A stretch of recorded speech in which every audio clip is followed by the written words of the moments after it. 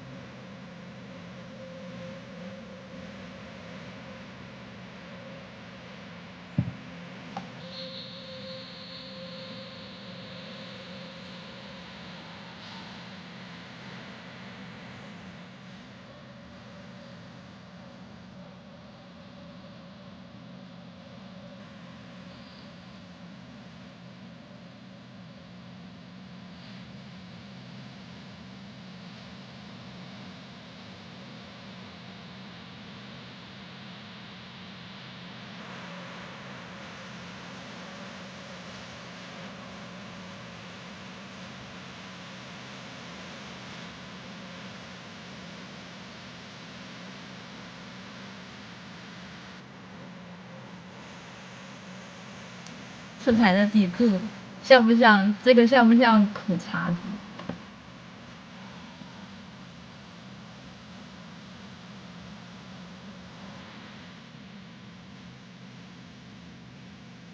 色彩的底部，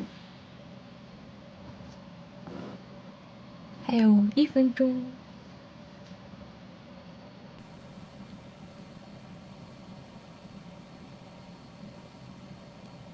花裤衩。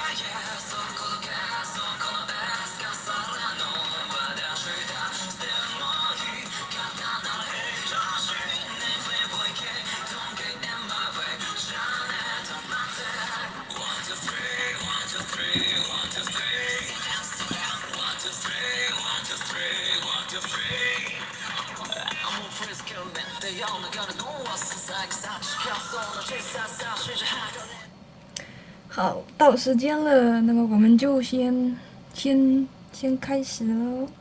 然后刚才昨天上节课改作业的时候，有同学提到说这个取色的数值有没有什么需要注意的，或者有没有什么数值方面需要注意的影响？那么接下来这2节课，我们就会进一步的去深入研究一下，然后也会和大家去讲一些关于在数值方面更精确的去讲一下这个色彩的知识。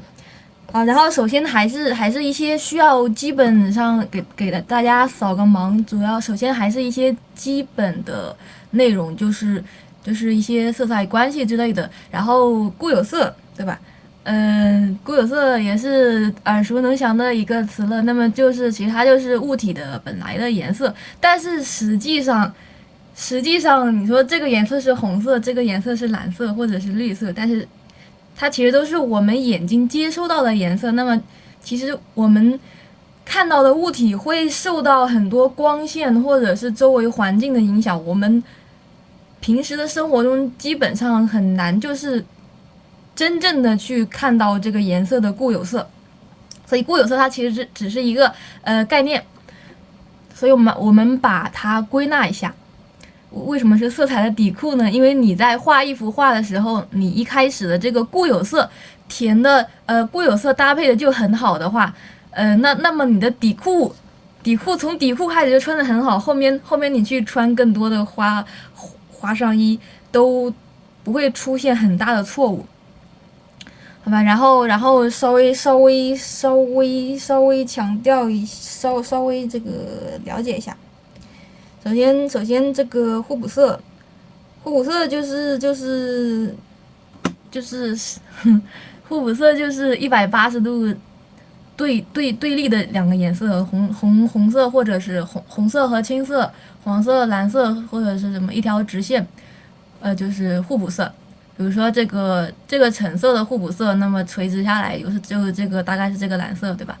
然后对比色可能和这个互补色相较于这个互补色来说要稍微的，相较于互补色来说要稍微的这个含蓄一点，要有一点角度，大概是这个120到150度这样。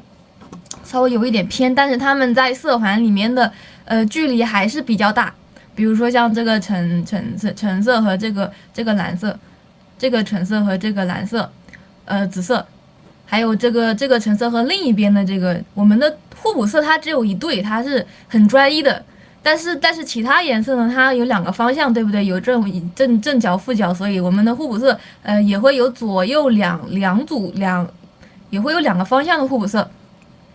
比如说这个黄色是和这个紫色，然后还是这个黄色，那么反过来可能是这个蓝色或者是绿色，这个颜色它是一个范围，这个颜色其实也是黄色，和黄色也可以是形成一个互补色，调亮一点，也是一个互补色，差别不是很大。这两个颜色也是一个互补色，它们之间刚才的对比色是两个比较极端的颜色，所以它们两个组合在一起，是不是看上去非常的针锋相对？看上去是两个相反、非常不和谐的颜色。如果饱和度都拉得很高的话，但是这两个颜色就稍微好了那么一点点，对吧？这个相比就稍微的缓和了一点。然后再近一点呢，比如说60度到90度，60度到90度就是一个邻近色。这个时候，比如说这个黄色和这个红色，和这个红色，这里的红色，它们颜色就比较相似，它们两个人之间的组合就比较更柔、更委婉一点。比如说像这个，再比如说。随便取一个颜色，然后再近一点90度以内的话，这两个看起来会稍微更接近一点，对不对？还有另一个方向，蓝色和绿色这样的搭配也是比较和谐的。他们可能就是好朋友，这两个是死对头，然后这两个稍微有一点竞争关系。然后这些呢，就他们就是一个相对来说比较玩的比较好的朋友。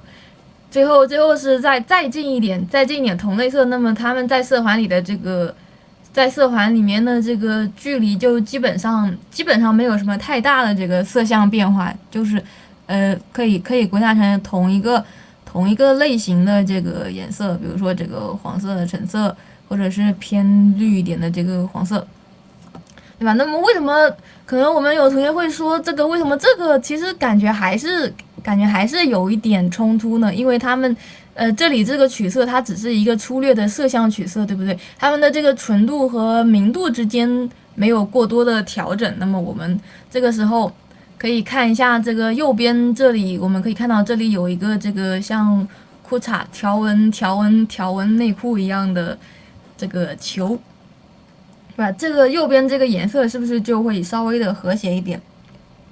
那么所以说我们在取色的时候，不仅仅要考虑到色相，还会考虑其他 HSB 中的这个其他两个值。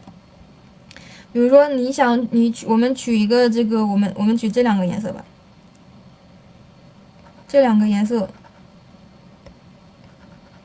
它是一个粗略的一个色彩组合，对不对？因为是临近色，所以颜色差的不是很多。那么这个时候这两个颜色针锋相对，我们要突出，我们在画的时候画的是对比，那么我们主要的目的是通过对比去突出一个颜色，突出一个主要的颜色。我们可以看到这里有一个这个数字叫数字6和3，因为我们两个人站在一起，肯定不可能是完全对等的，肯定会有一个强弱之间的竞争关系，对不对？那么假如说，比如说我想让这个红色更突出一点，红色是占6的话，这个因为这个是6，这个3可能还会有一个1，对吧？这个1就是里边一些点缀的颜色，我们后面再说。这个是3。那么这个时候我们可以通过调整它们的这个饱和度去增加这个两个颜色之间的和谐程度。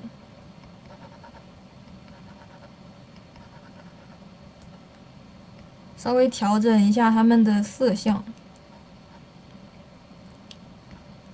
大一点，饱和度降低。这样它们的颜色变化是不是就会稍微的不会像原来的这个直接在饱和度最高的地方取的一样之间冲突，不像这个一样非常的冲突，对吧？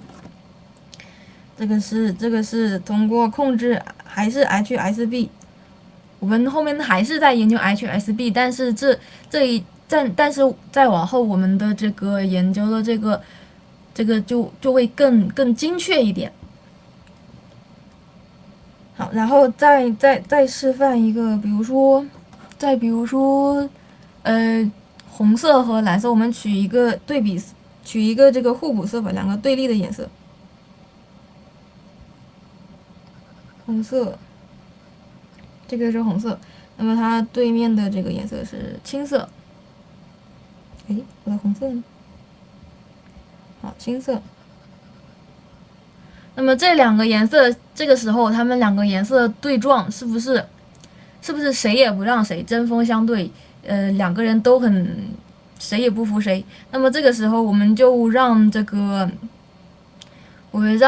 让他们有一个主次，比如说让红色首先是红色，首先增加红色的这个占比，减少这个蓝色的占比，然后这是第一步，然后就是改变它们的除了这个 H 值，再改变它们的这个纯度或者是明度，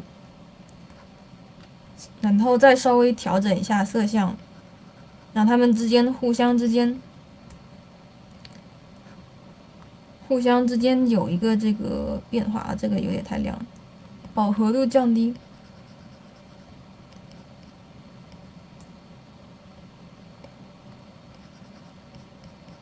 这样就有一个红色向蓝色之间慢慢过渡的感觉，对吧？然后还是这个颜色的占比，红色是6，大概的这个地方红色是6，然后慢慢的往蓝色，让这个蓝色往这个3这里，让它占比往3这个地方过渡。这个是颜色的一个颜色互相之间的颜色的调和，色彩调和谐，让他们。我们首先第一个要掌握的一个能力就是让色彩和谐。再比如说，刚才演示的是这个邻近色和互补色，我们再来这个同类色本身就很同类了。还有对比色，对比色比较这个比较经典的什么紫色和黄色，或者是蓝色和橘色呀。我们看一下这个再演示一下，比如说这个橘色和蓝色，橘色和蓝色。这两个颜色它们之间互相之间的碰撞也非常的强烈。那么这个时候我们还是找一个人让位，让一个颜色弱下来，让一个颜色强起来。比如说让这个黄色，首先是黄色它的这个范围大一点，然后紫色的范围小一点，然后看一下我们这个色环和这个色环是一样的，那么这个黄色像这个橘色和这个蓝色，像橘色像蓝色之间过渡应该怎么过渡呢？首先过渡的话，你的色相是不是应该稍微微微的往这个，如果是橘色往蓝色往橘色过渡的话，我们的这个颜色过渡是不是应该往这边偏移？然后偏移的同时要降低它的存在感，怎么降低这个其他色相的存在感呢？就是降低它的饱和度，这样画上去，它的这个中间就会有一层过渡了，对不对？然后再慢慢再继续过渡，这个不太明显。这样看起来，这个颜色是不是和这个蓝色比的话，这个颜色就有一种往黄色去偏，有一种黄色的颜料混进去的感觉，对吧？我们再从这个右边出发的话，也是一样的。右边出发，从这个橘色出发的话，还是色相稍微偏移一点，然后饱和度降低。试一下，它也在慢慢的这个慢慢往这个蓝色的这个地方去取。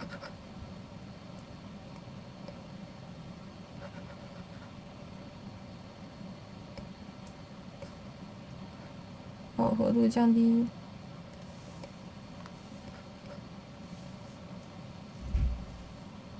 应该放在中间这个地方。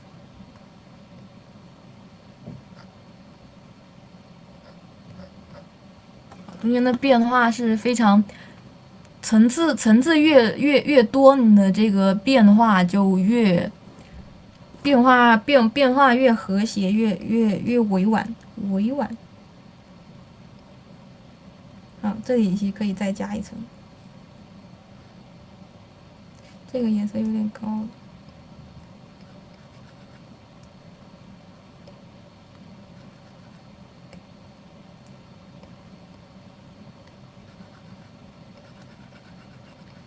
刚才那个偏粉，这个颜色就越委婉。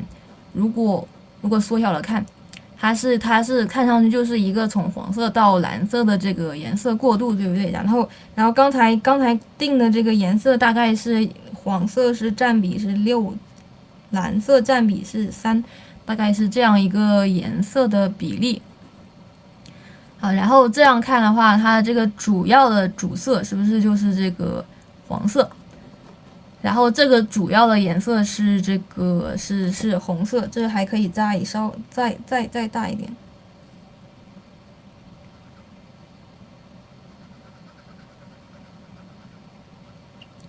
你的这个颜色过渡的越丰富，那么它的这个色彩变化就越细腻。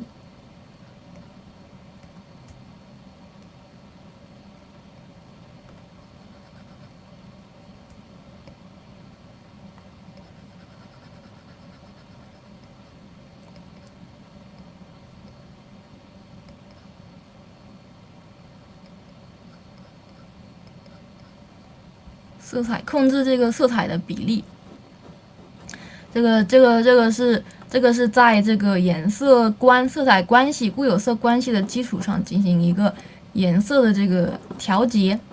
那么这个是这里我们给大家，这是第一个，这个也是第一个小练习。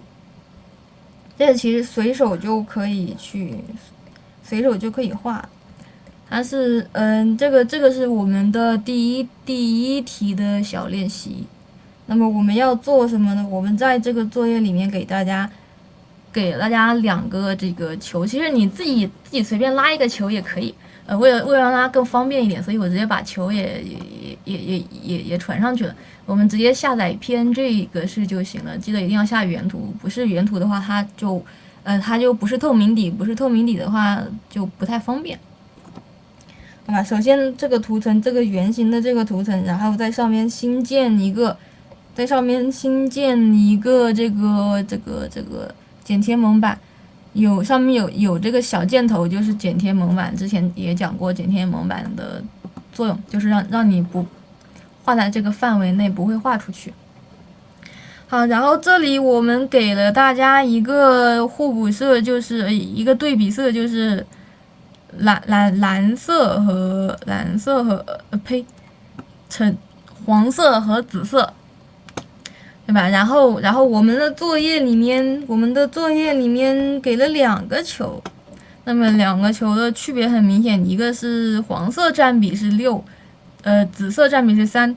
这个紫色占比是6，黄色占比是3。那6加3是9啊，还有一个1是什么？1就是我们自己添加了一些点缀的颜色，我们自己可以随意的在后面加一些让它丰富颜色的这个点缀色，再加上一点点，注意比例只有1啊。好吧，这是我们的第一题作业的这个题目。好，比如说像这个，首先让这个黄色占比是6的话，先不要管其他的，直接先把它们的占比先在画面里面确定一下。记得我们之前讲过的这个色彩构成、色彩搭配，不要平均，要有大有小，有多有少，有疏有密，不要太平均。比如说像这样，或者是什么样的，让它们之间错落有致。好，首先确定了，好像有一点紫色有点少，再来一点。点缀色最后再加也可以，随便什么时候加。点缀色，比如说这里随便来一点，随便选一个点缀色。好，这个时候我们的颜色，我们先确定了大概的这个底裤的颜色。我们的底裤就是这个橙色和黄色和紫色的这个互对比色的这个搭配，黄色和紫色对比色，这个黄好像是大概在这2个中间的这个颜色，然后和这个颜色中间大概150度左右的一个对比色。好，这是我们的底裤。我们底裤首先要取对了，首先要搭配的和谐一点。然后这个点缀色随便找一个颜色，这个时候它们2个颜色之间的这个竞争还是很激烈。虽然黄色第一步黄色的占比已经调整，它们的占比已经调整好了，但是实际上它们2个颜色还很亮，对不对？首先第一个是占比。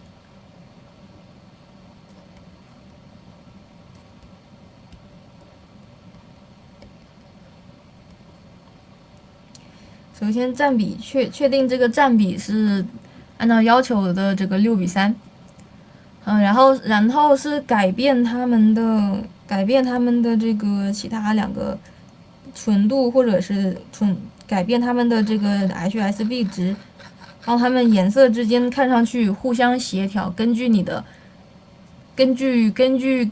这个，反正你自己配多了就试多了就能就有这个能找到感觉。组织大概去画一下。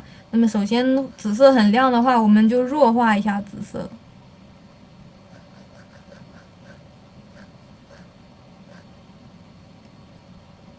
稍微来一点。像刚才那样，让它们之间有一个色彩的变化。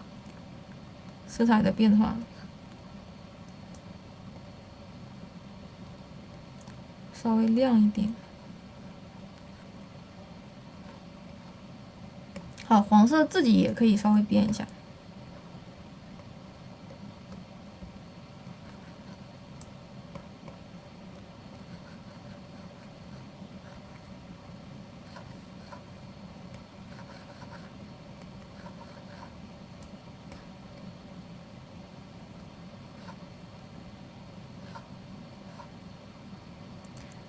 比如说像这里比较亮，可以让它颜色变暗一点。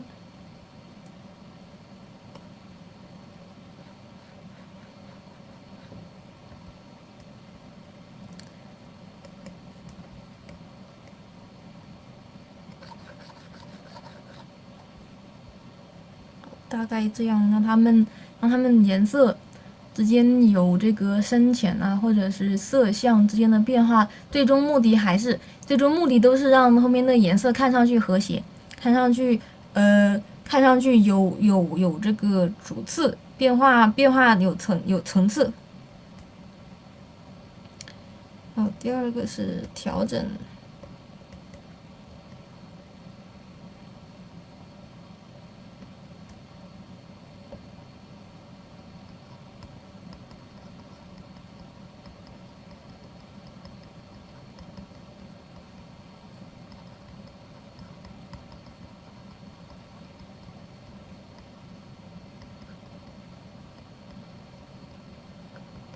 是配色和谐。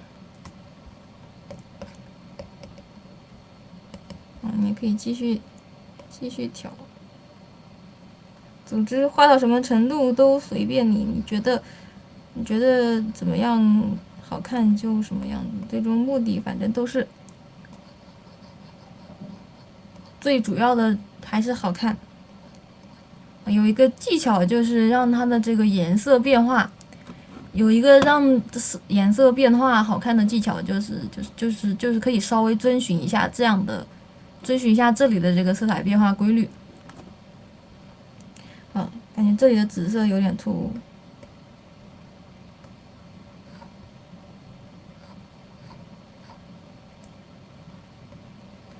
可以稍微来一点点缀的颜色。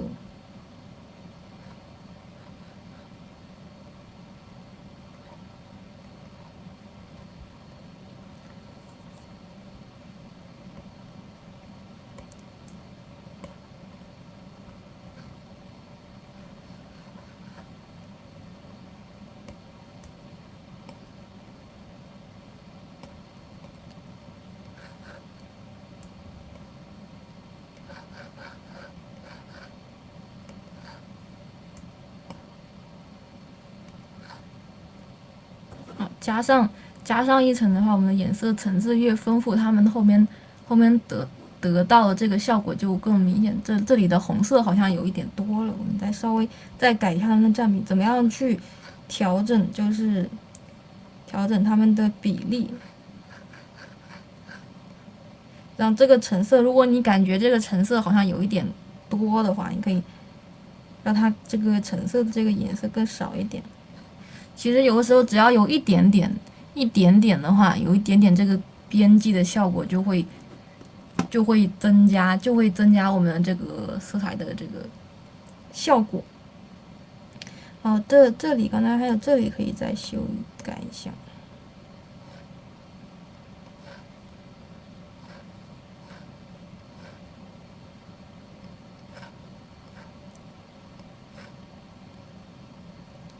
这个也是我们的这个，我们可以看到这里的这个偏绿的颜色和这个偏红的这个颜色，其实就是我们这个里面的一点缀的颜色。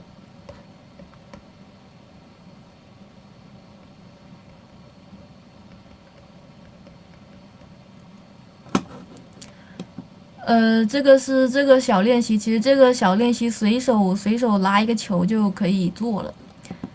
最终就是呈现的效果要好看。如果你自己判断不出，如果你自己画多了，然后视觉疲劳，感觉不出来你画到底怎么样，这个时候你就可以交给老师，让老师帮你去点评一下，对吧？然后这是第一步，其实还有这个我们可以看到我们给出来的作业是2个球，对不对？还有反过来，还可以反过来，就是让它变成336，让它的6变成紫色，改两个颜色的这个占比互换一下。像这张，这个是6，这个是3。好，这个反过来，这个时候偏蓝紫色这个范围的这个颜色的占比会更多一点，然后黄色的这个占比会更少一点。这个是反过来的2个球。好，如果你这个能够掌握，或者是你画完之后还想觉得还可以再多画几个的话，你可以试一试其他的搭配。自己去，我们给出来的是黄色和紫色。那我们如果没画过瘾的话，还可以自己再找一些，自己根据这个一般用的都是对比色或者是临近色，再自己去找一下这个其他的颜色去，比如说像这个橘色和蓝色之间的搭配也可以，自己再多去找几个，多试几个也可以。好，然后反过来，再比如说这个，我们可以看到你的这个6，橘色占比和蓝色占比，橘色占比是6，蓝色占比是3，或者是反过来的话，像这个就是反过来，这个蓝色占比是6，橘色占比大概是3，然后中间还有一点点点缀色。反过来的话，我们可以看到这个颜色给我们的感觉是完全不一样的，而且即使是同一个，即使是像上面这个是同一个配色，我们也可以配出很多种这个最终的结果，对吧？这张看上，我们同学仔细把它缩小了看一下，这张看上去还是这个63。我们一开始示范的这个是不是黄色占比是6，紫色占比是3，对不对？然后像这张还是黄色占比是6，然后蓝紫色占比是3，大概一个这样的搭配。然后这张还有这个，我把它拉开来吧，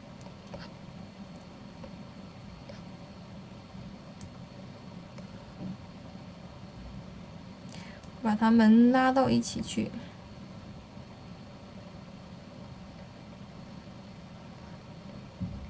剪辑蒙版，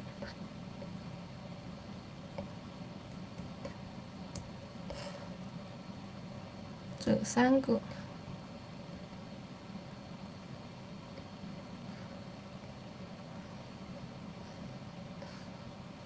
剪辑蒙版。好，我们可以看出来，这3个其实它都是黄色占比是6，紫色占比是3，但是它们呈现出来的这个效果是，区别是很大的。放到旁边去。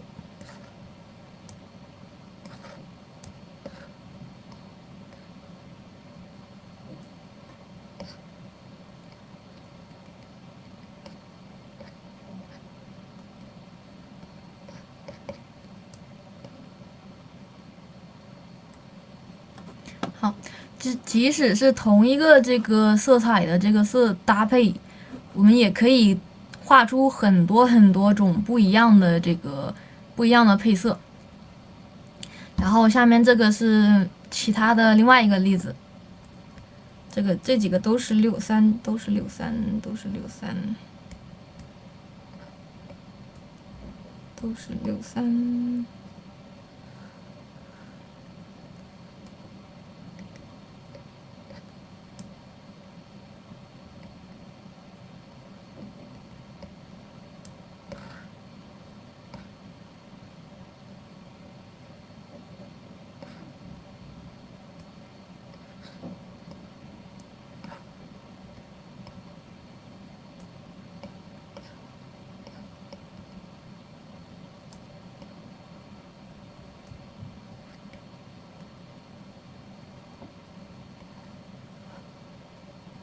好，这个都是63，然后这个是36。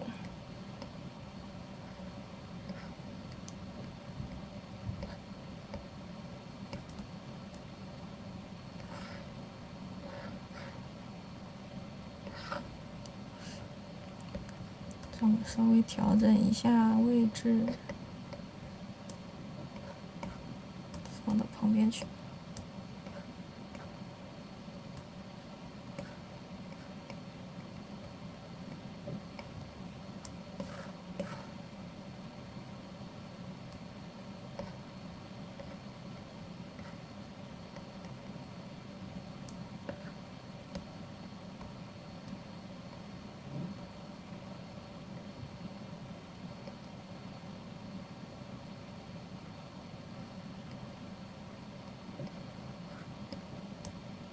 这个是63。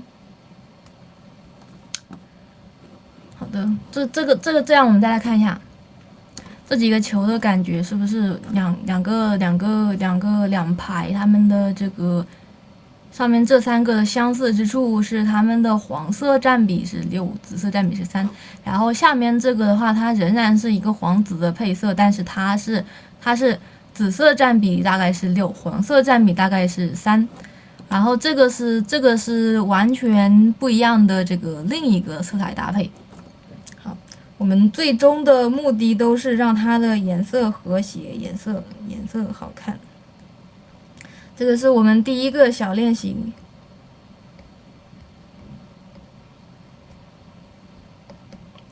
好，刚才的颜色，刚才的这个色彩搭配是让我们随机去搭配，我们没有提到一个。我们还有一个东西没有提到，就是调性、黑白关系，对吧？刚才我们只讨论了这个它们的底库，那么还有一个这个点缀的有一个点缀的知识点，就是它们的调性。调性就是什么？就是它的黑白关系、色阶。然后我们可以看到这里有一个这个色阶，这是我们第一题的这个。第一节课的这个图片，我们把它归纳成这个黑白来看，饱和度大概是一个这样的一个黑白关系。我把它这个颜色的层次画到最简单的4个层次。就是亮部、暗部，然后分别在中间又多取了一层。那么我们把它的这个黑白关系改变，其实可以得到大概就是一个这样的9宫格的一个效果。那么这里这个长中短是什么意思呢？是它的这个对比，长调就是它的对比很强烈。我们可以看到竖排的这3个。长调所指的这3个，它们的这个黑白对比很明显。相对来说，相对于其他两个调性来说，它们的黑白对比会稍微的更强烈一点，这一竖排，这3个，它们的黑白对比会很强。然后像到这里，它们的黑白对比就会它们内部的这个黑白对比，它们内部的这个黑白对比就会相对来说，黑白的这个变化相对来说稍微弱一点，这个的黑白变化会是最强的。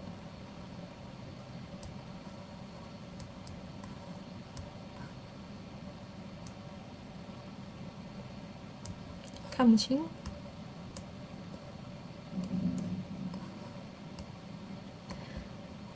画在下面吧。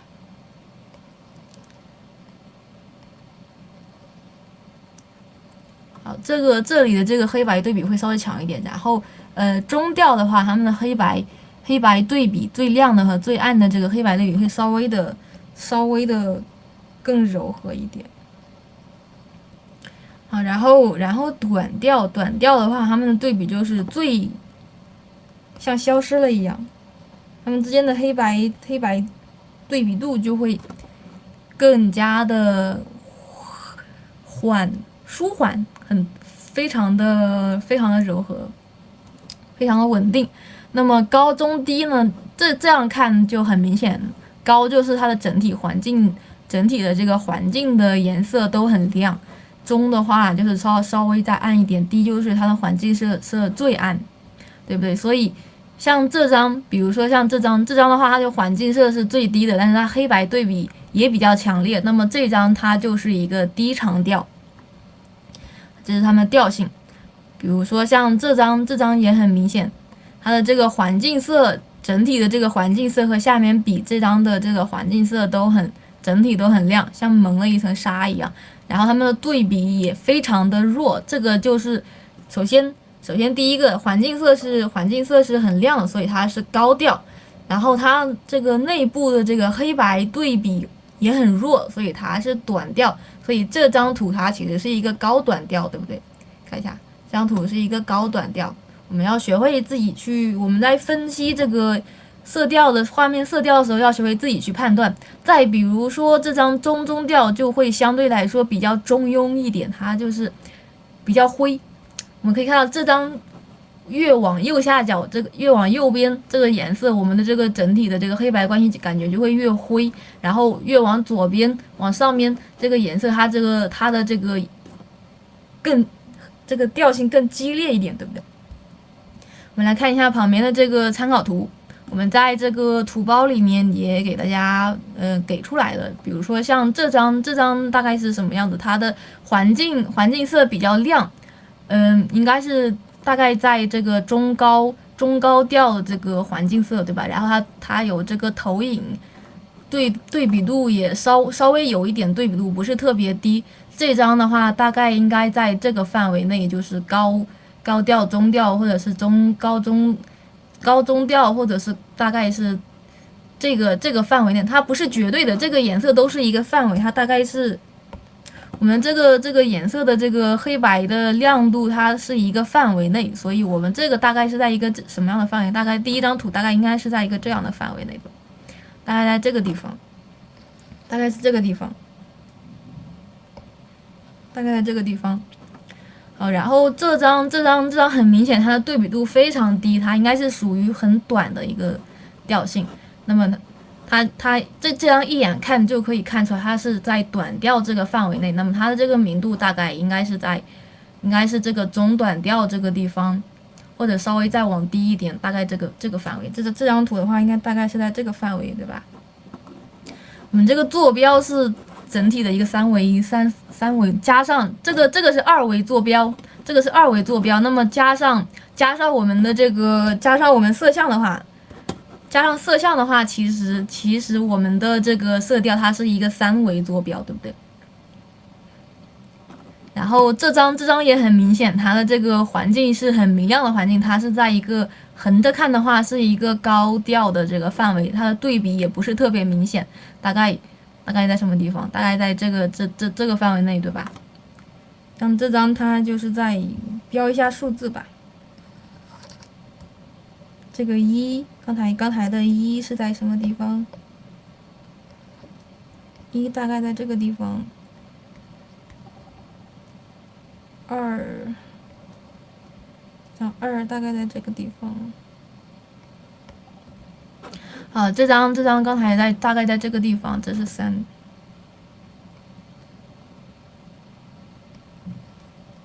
有一点对比度，但是对比不是很强烈，它的环境色也比较明亮。这个就是大概就是一个高中调或者高短调这样。好，这张也很明显，这张照片它整体环境是非常暗的环境，然后这个火焰的这个对比也很强烈，它就是一个低长调，大概在这个是4，大概在这个地方。这个是4，好，然后这张呢，它其实是一个，它是一个在阳光很明媚的这个氛围，但是实际上你可能说它的这个对比度比较强烈，所以而且它的色相之间也会有一些对比，所以看上去这个光线很明显，但是实际上它这个亮部画的并不是非常亮，可能这里这个亮部和我们的这里的草地的这里草地的暗部的颜色是差不多的一个比较深的这个颜色，所以它大概是在一个中间这个范围。对，可能在中调可能会稍微，但是它的对比度虽然它的这个整体的明度很暗，但是它的对比比较强烈，对不对？可能在稍微再往前一点，中长调和中中调之间这个位置，这个是5。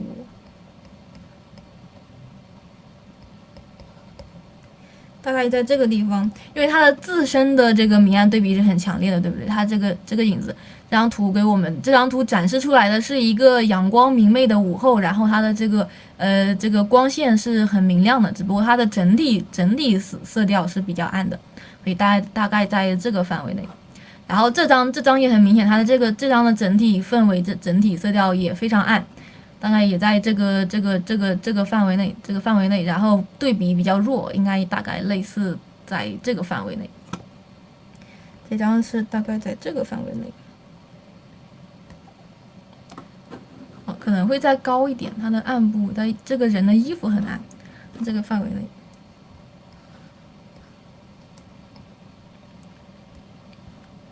好，这个时候我们分析完之后。可以很明显的感觉到，就是像这种中调或者是短调的这些画面的话，它们的对比度很低，那么表现出来的画面节奏就非常的平和。然后像这种长调这种对比，像这个或者是这张或者这张，它们对比还有这张，它们对比比较强烈的话，那么它们的光影和它们的之间的这个氛围感是不是会更强烈一点？然后再比如说像这个中间偏向于中间这里的这个，他们的给出来的情绪就会相对来说比较缓和，比较暗，比较舒缓，比较佛系，对，佛系的感觉。但是并不是说很暗的颜色就都很佛系，因为比如说像这张第四张在这个地方，对吧？它也是一个环境很暗的颜色，但是它的对比很强烈，所以它给出来的这个氛围感，可能和其他的来比说，其他的这个图片相比较，它的氛围感还是很强烈。但是在比如说像3或者是2这样，它三这样，或者是。就是三，它的这个整体都很明亮，但是它的这个对比度不是很强，所以它即使是很明亮，但是它的这个感觉也是比较平缓，比较舒缓的这个感觉。还有这张给人的感情，这张给人的这个调性，它的这个节奏是最舒缓的，因为它的这个对比度是最低的，所以我们在判断一幅画的这个调性，而且并且通过这个调性去表现你想表达的氛围的时候，我们要结合两个大方面，一个就是它的这个整体的环境的颜色，还有一个就是他们的这个画面当中这个对比。拉开他们的对比的强烈程度，这两个方面都会影响到我们这个调性，以及对我们这个调性对我们画面的这个情感的表达。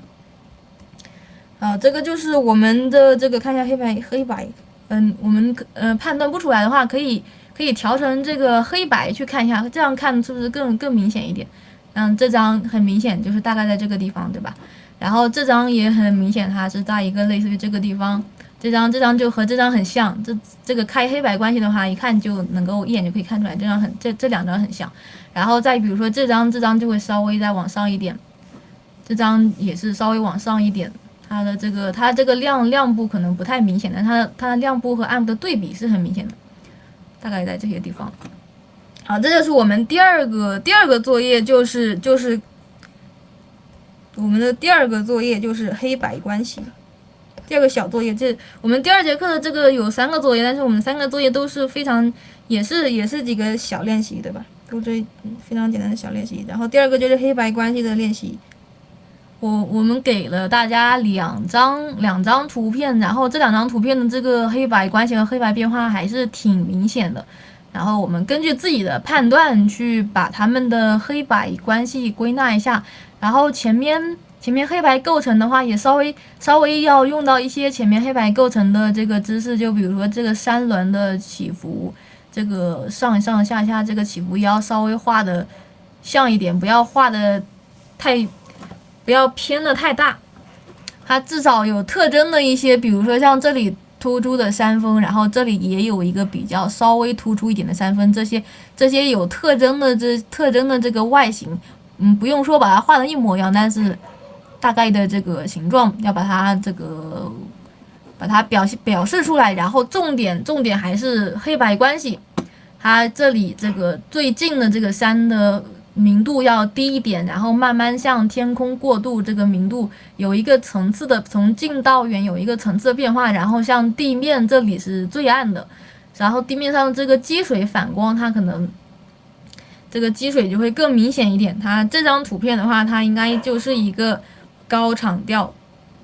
我们一般在画的时候画高场调是最容易出效果、最容易出氛围的。好，这个太阳是最亮的，这个是第一张图的黑白关系。然后还有一张不是这张，是这个，还有一个这个也是老朋友了。这张也很明显，就是近处的气球会很暗，然后这个人物整体的这个明度也很暗，后面天空会比较亮一点。这张可以稍微简化一下，就是气球中间的这个黑白关系，就像这个气球的反光，暂时不用把它全部都画出来，这个稍微简单一点，我们只要去表现它们的黑白关系的空间感就可以了。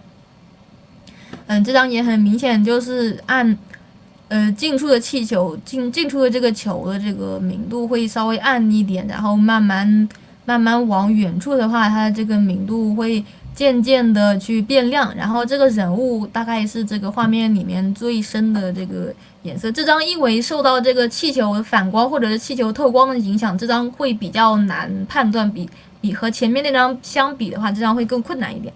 我们可以借助这个黑白图层，我们画的时候也可以一边画一边开这个图层去相互对比一下，这样看的话是不是会更明显一点？这张近处这个球是最深的，然后这个人物也是最深的，这个球也稍微比较深一点，缩小了看，不要被它的反光影响，你就看它的这个整体的这个明暗关系。我们第一节课的时候不是让我们大家练习过，就是归纳和总结的能力嘛，带上自己的判断，然后这个也是稍微再深一点，这张就会稍微这个球稍微浅一点，这个球也稍微浅一点，然后慢慢过渡到后面最亮的这个天空。好，这个是我们第二个黑白关系，然后这张也是你画的时候也可以顺便开一下黑白图层去看一下，开一下黑白图层。黑白图层大家知道怎么开吧？就是选一个这个最右边，选最左边没有色相也没有饱和度这一层灰色的颜色，你一般选这个也行。总之就是最右边把它这个铺满之后，把图层模式改成饱和度就可以了。基本上软件的操作都是不管是什么软件，大概都是这样的操作，把它改成饱和度。好，你稍微自己对比一下，差不多，黑白关系差不多，就这样就可以了。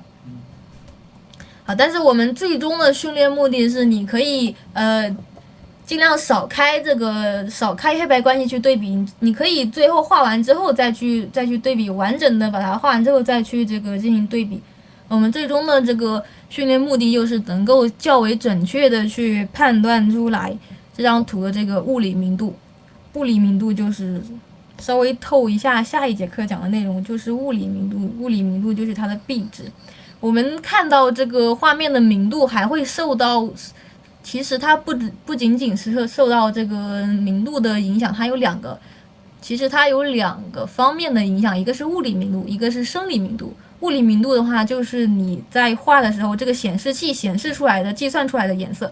那么生理明度就是你的眼睛接收到的颜色，因为我们的眼睛会，由于生活经验或者是什么，人基因进化啊之类的，会对不同的颜色之间会有一个这个判断，大脑对它的这个识别会有差异，所以它是两个，一个是生理上的这个对明度的对这个颜色的这个敏感程度，对，生理上对颜色的敏感程度，对，就是我们自己眼睛看到的颜色。然后还有一个就是物理明度，这是两个大方面。我们这个生理明度呢，我们同学可能会做作业的时候可能会有这些疑惑，我们暂时先说一下，我们先不要管这些，不要管这些东西。就比如说，感觉感觉说这个太阳周围会有很多的亮光，但是开了黑白图层之后，这个亮光好像就没有了。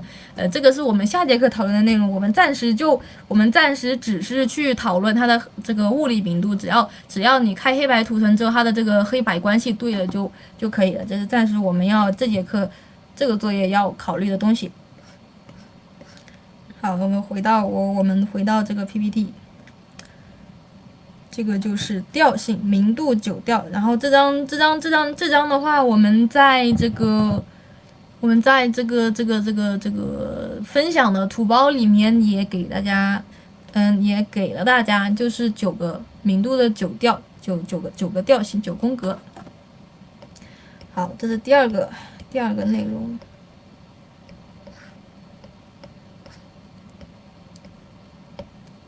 好，其实我们色调的话，会对我们色调会有2个影响。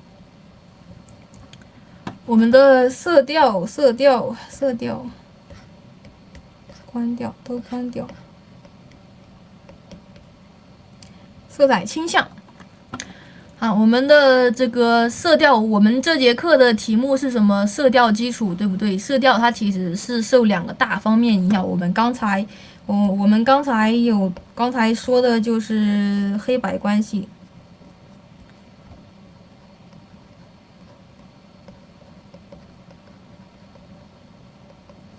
也就是调性。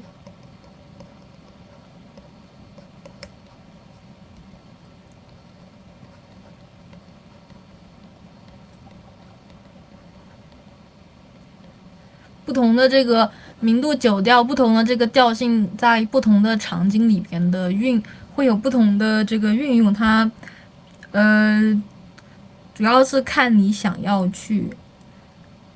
表达的这个情感色彩、情感氛围是什么样子的。那么这个是第一个黑白关系，然后是这个色调。色调的话，我们就不仅要考虑调性的，还要考虑它的这个色彩倾向。啊，这是第二个色彩倾向。我们不要这个色彩倾向的话，不要和第一个弄混了，因为我们第一部分不是也强调了，第一部分它不是也有这个色彩倾向嘛？第一部分是完全没有任何调性的，是你随意的一个色彩的搭配。它是没有具体的倾向，它就是一个紫色和黄色的搭配，或者是橘色和蓝色的搭配，然后中间会加一些点缀啊，或者是一些其他的小颜色去中间去增加你的颜色去装饰，就像是你给你的小娃娃戴卡子，或者是给他换衣服。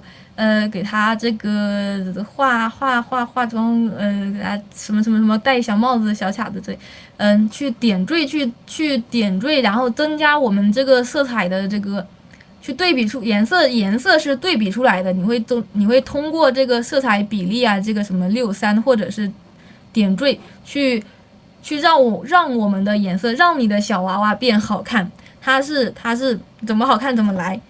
它是没有什么调性的，好，然后像这一部分，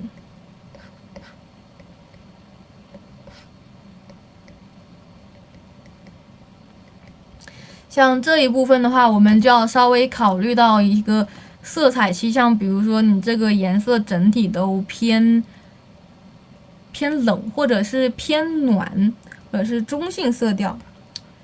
我们的这个暖色调一般就是这个红色，或者是大概是这个位置，看这个圆形吧。这个地方，这一半是不是一般都是偏暖的这个颜色？然后像蓝紫色，它是一个偏冷的颜色，但是其实并不是绝对的。比如说像这个绿色或者是这个品红色，它都是一个中性色调。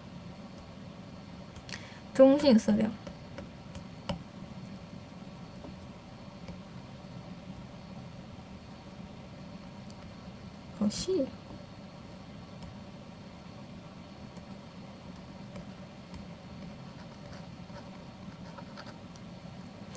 好，绿色，我们用绿色来画吧，绿色来写。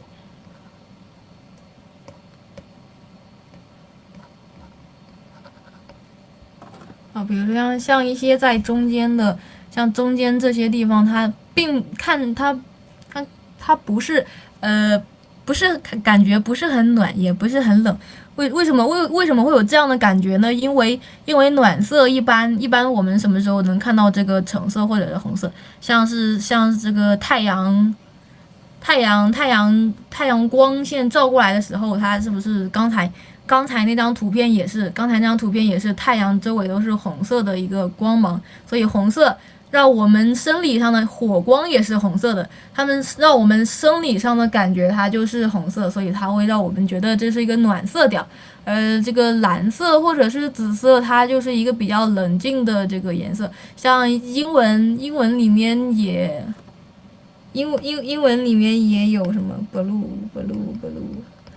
冷酷的、忧郁的，比较能量比较低的一个色调啊，就是蓝色、蓝色或者是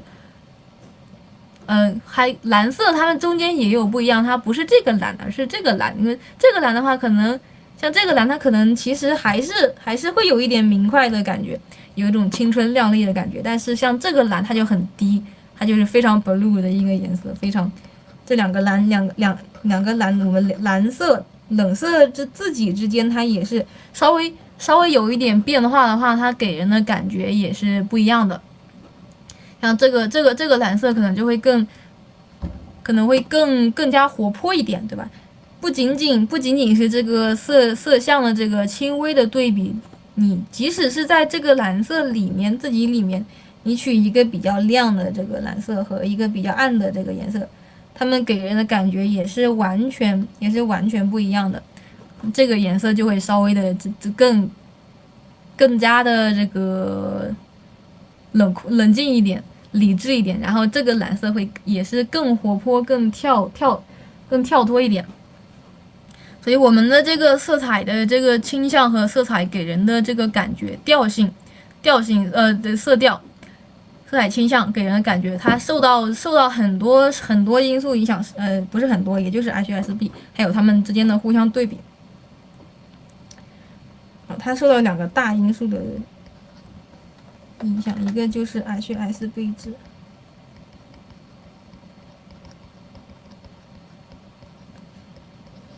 还有一个就是互相的对比。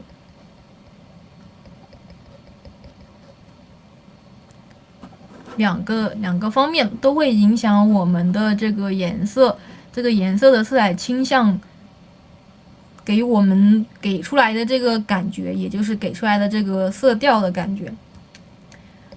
比如说像这，我们先不看背影的话，像这个1、2、3、4，这几个颜色是我们随便取的颜色，它是没有什么规律的，对吧？红色，它是这个是稍微暖一点的颜色，这个是稍微冷一点的，然后中性色它们是随机取的颜色，这个就是基本上完全没有色彩倾向的颜色。那么这个时候，我们把它放在一个环境里面，也是完全可以看出来它是完全没有受到环境影响的，对不对？但是实际上我们在这个刚开始的时候就说过，我们在现实生活中是基本上是看不到这个真正的物体真正的固有色，我们或多或少都会受到环境或者是光源的影响，因为没有光的话你是看不见，如果一点光都没有的话，你是根本什么都看不见，对吧？所以就如果只要是在自然环境中你能看见的话，其实这个颜色它都不是它的固有色，都会受到环境的影响。那么这个时候，此时我们把这几个随机的颜色放在这个黑白，放在这个蓝色的环境里面，它是不是应该要有自己的，也会受到这个环境影响？那么再比如说像下面这个就很明显，它一眼就可以看出它是有一个调性的，对吧？但是它的黑白关系是不变的哦。看一下黑白图层。饱和度，你看一下，像这个饱和度，不是饱和度，它的黑白关系，这个黑白关系是基本上是没有大的变动，对不对？但是它们的色相有一点点变化，这样它们下面这一排它们就是一个有调性的，有一组有调性的颜色。这个时候我即使是我把它的背景关掉，你也可以很明显的，我们同学们可以自己看一下，能不能看出来它们是受到什么样的一个色彩影响？如果刚才我没有开这个背景图层的话，没有看过背景图层的话，是有没有我们同学可不可以猜出来它们是在下面这一排，还是上面这个颜色？它受到一个什么影响？是受到一个什么颜色的环境影响？应该根据你们的感觉，不要想那么多理论，根据你们的第一直觉判断，是不是感觉是应该是一个受到一个冷色的影响，对吧？8点了，好吧，那么我们感觉受到冷光，对的，这就是受到环境影响的一个调性。好，现在8点了，我们再休息5分钟，好吧？8:02，我们8:07的时候可以去尿个尿，上个厕所。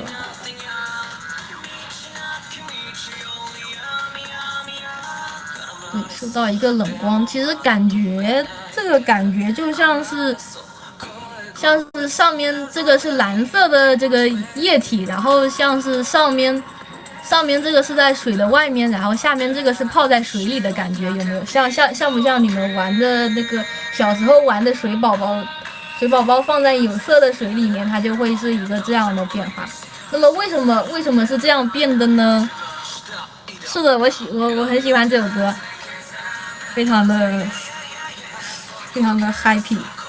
那么一会儿上课的时候，我具体给大家讲一下为什么，是如何去判断这些颜色，如何去手动选出来这些颜色，好吧？然后暂时我们听会儿歌休息一下，或者你趁现在没事干的时候，也可以随手就可以去画一画这些东西。这个你可以，如果你觉得无聊的话，你随手就可以去配一配这个颜色。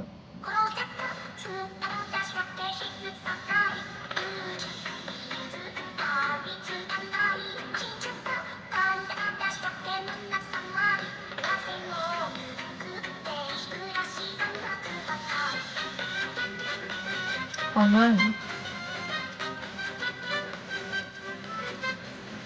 这一看就是 P 人的 PPT。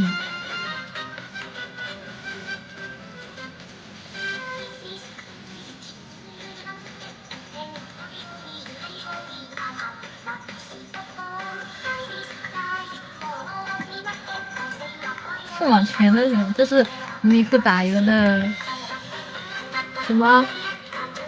追未来，杀掉他了。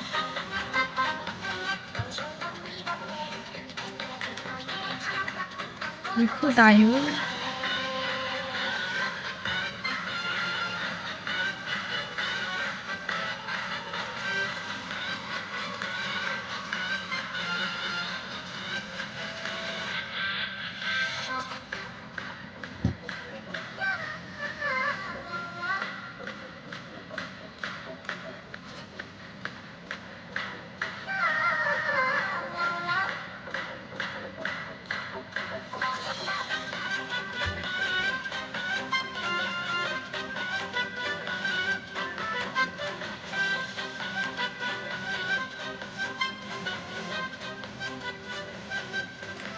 第一章为什么？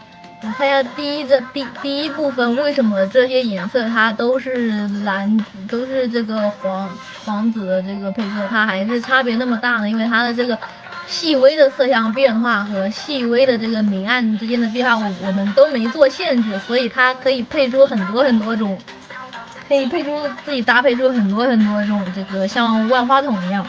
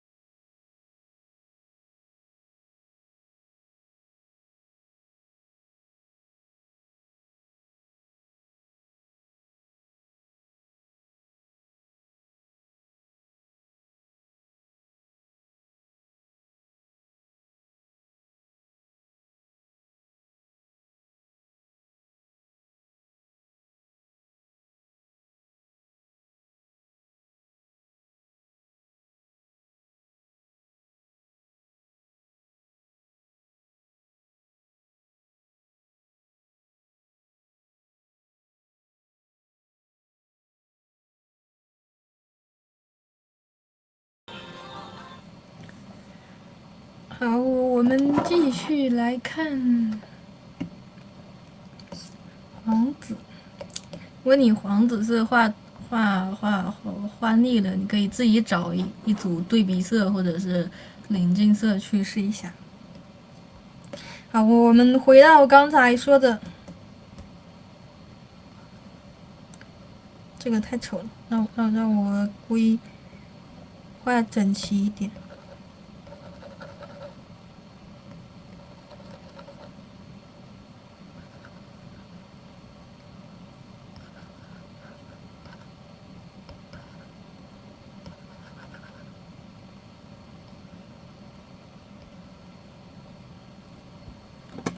我们可以看刚才举例的这三个颜色，它其实也是一个类似于同类色，它都是差不多的这个颜色，对不对？但是它们自己之间，它其实也是有一个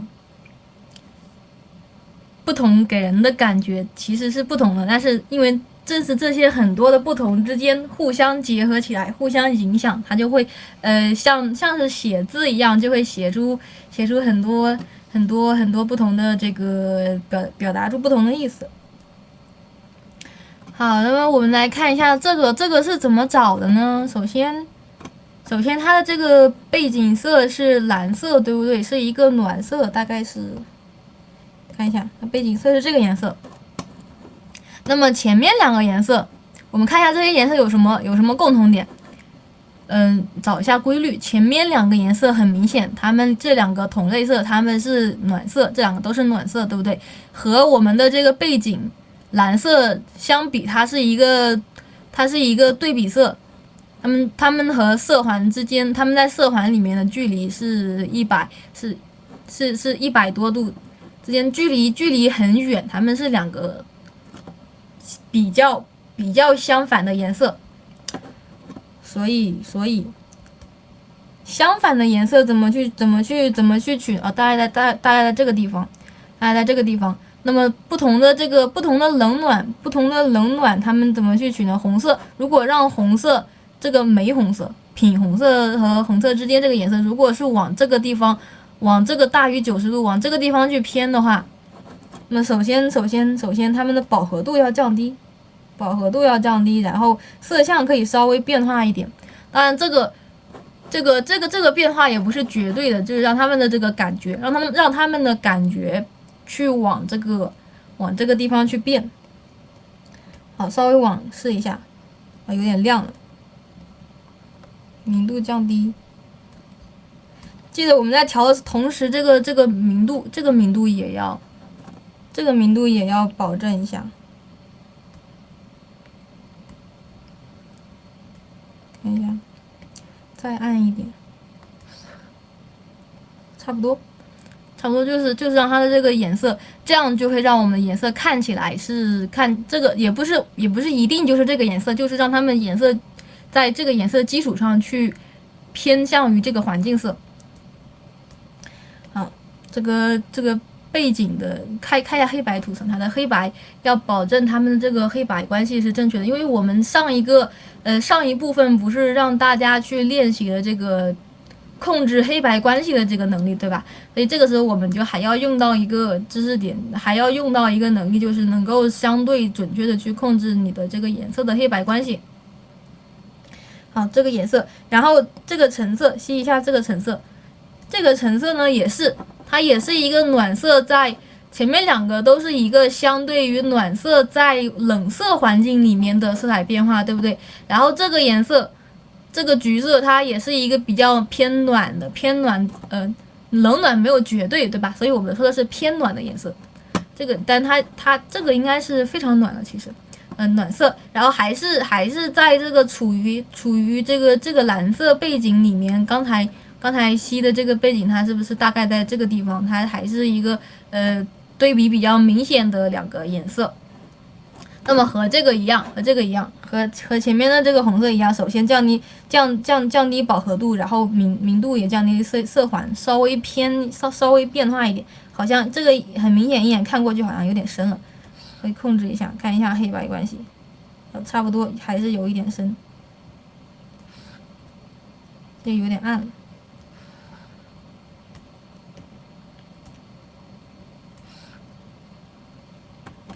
好，这个时候大概是这个样子，黑白关系，其实感觉还是有点暗，稍微往上一丢丢，很多时候我们这个值其实稍微变化在5度左右，它们的黑白就变化就很明显了。那其实也不用太过去纠结这个。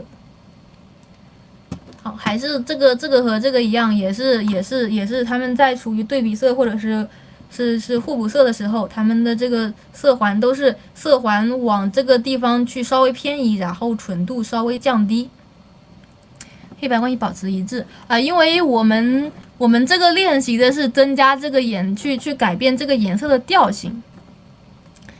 控制这是一个练习方法，就是控制他们其他的因素不变，去改变他们的另一个改变他们一个因素，因为影响我们色彩不是有这个 HSB， 还有很多其他的这个因素嘛。然后我们这个色彩倾向，我们这个主题是色彩倾向的话，那么我们就是控制其他的这个明度，或者是控制明度这个大关系不变。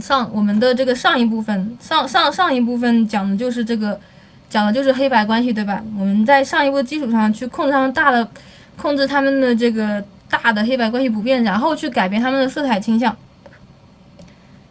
让他们有一个调性，有一个色调。我们刚才不是讲的吗？第一步控制色彩倾向的控制色调的这个第一步是控制黑白关系。那么你已经控制了黑白关系，你再去改变黑白关系的话，那么你前面控制的黑白关系不就白控制了嘛，对吧？啊，这样可能不太理解。我们看一下后面有一个作业就能理解了。我们后面有一个作业，就是这个，我们有一个这个作业，就是分析我们的这个色调，对吧？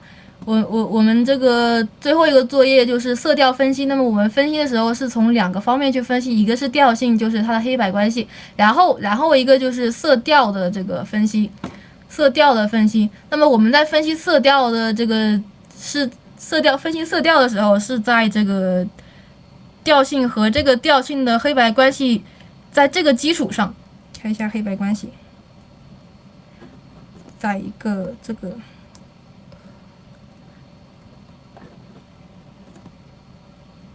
好，我们再去分析它们的有颜色的这个部分的时候，是在我们这个的基础，这个比例条，差不多的基础上再去分析这个下面这个整体的有颜色的这个色调。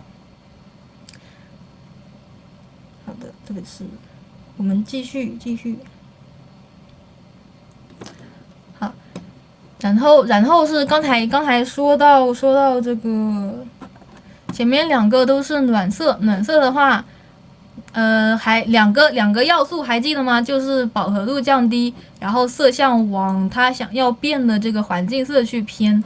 那么现在后面这2个有什么区别？它们相对来说是一个偏冷或者是偏中性的色调，对吧？那这个时候它们之间的有什么变化呢？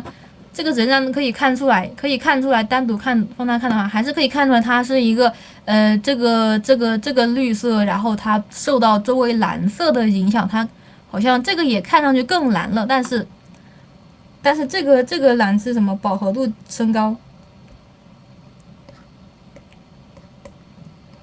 明度控制一下明度。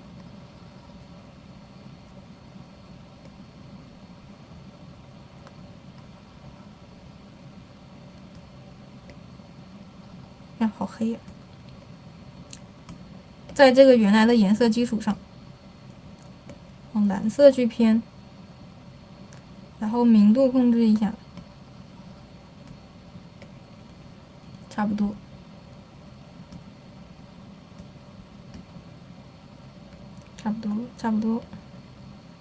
好，我们可以看到，它如果是中性，或者是和它冷暖是差不多同一个调性的话，它们的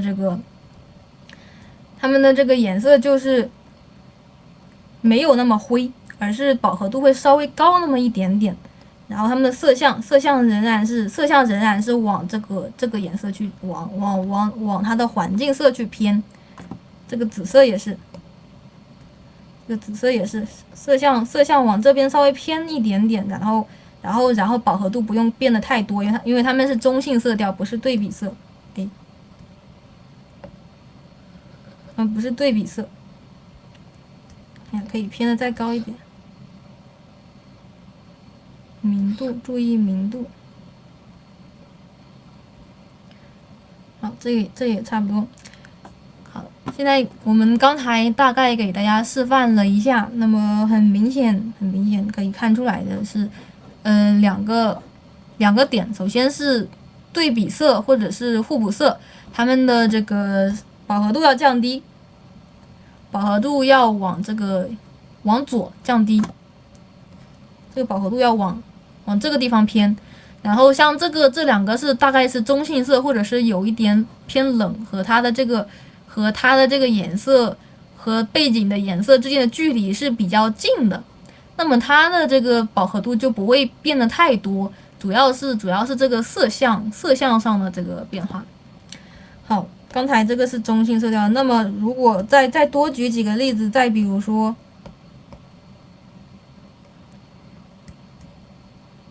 和它很像的这个颜色，这个蓝色，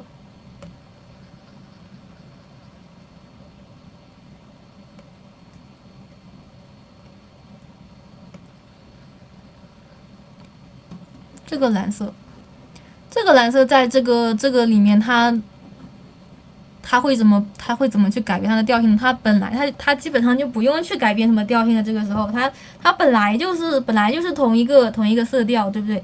那么可能如果说这个颜色是在这个蓝色里边，可能会稍微饱和度会比较明显的会变得再高一点。因为相当于是什么？相当于你在调颜色的时候，在这个蓝色里面去加了更多的这个蓝色，它的颜色会更纯净，会更在同一个调性里面，它的颜色会更纯净、更蓝，饱和度再高一点，这样都是可以的。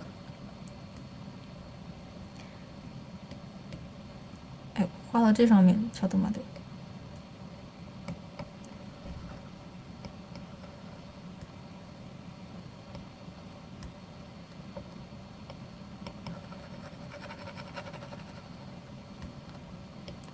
好，这样看的话，它其实这个颜色它本身就是同一个调性的话，你再给它一个差不多的这个添加一些差不多的这个颜色，它只会变得更蓝。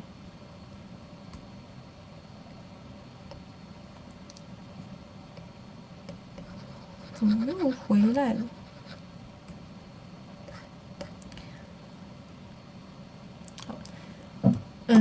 然后黑白关系还是要强调一点，保持黑白关系一致，然后再去取颜色是一个最基本的，也是最重要的一个能力，好吧？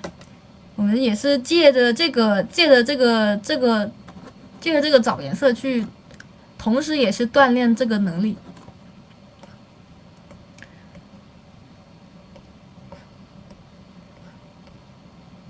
这个时候就是上面这个是没有调性的颜色，下面这个是有色彩倾向的一个颜色。然后色彩倾向的话，也会有一个程度上面，也就是你的这个水，它的这个蓝色的这个背景，它的感染力的强弱也会有的时候也会影响到我们的这个颜色。后面我们具体来看一下，具体来看一下。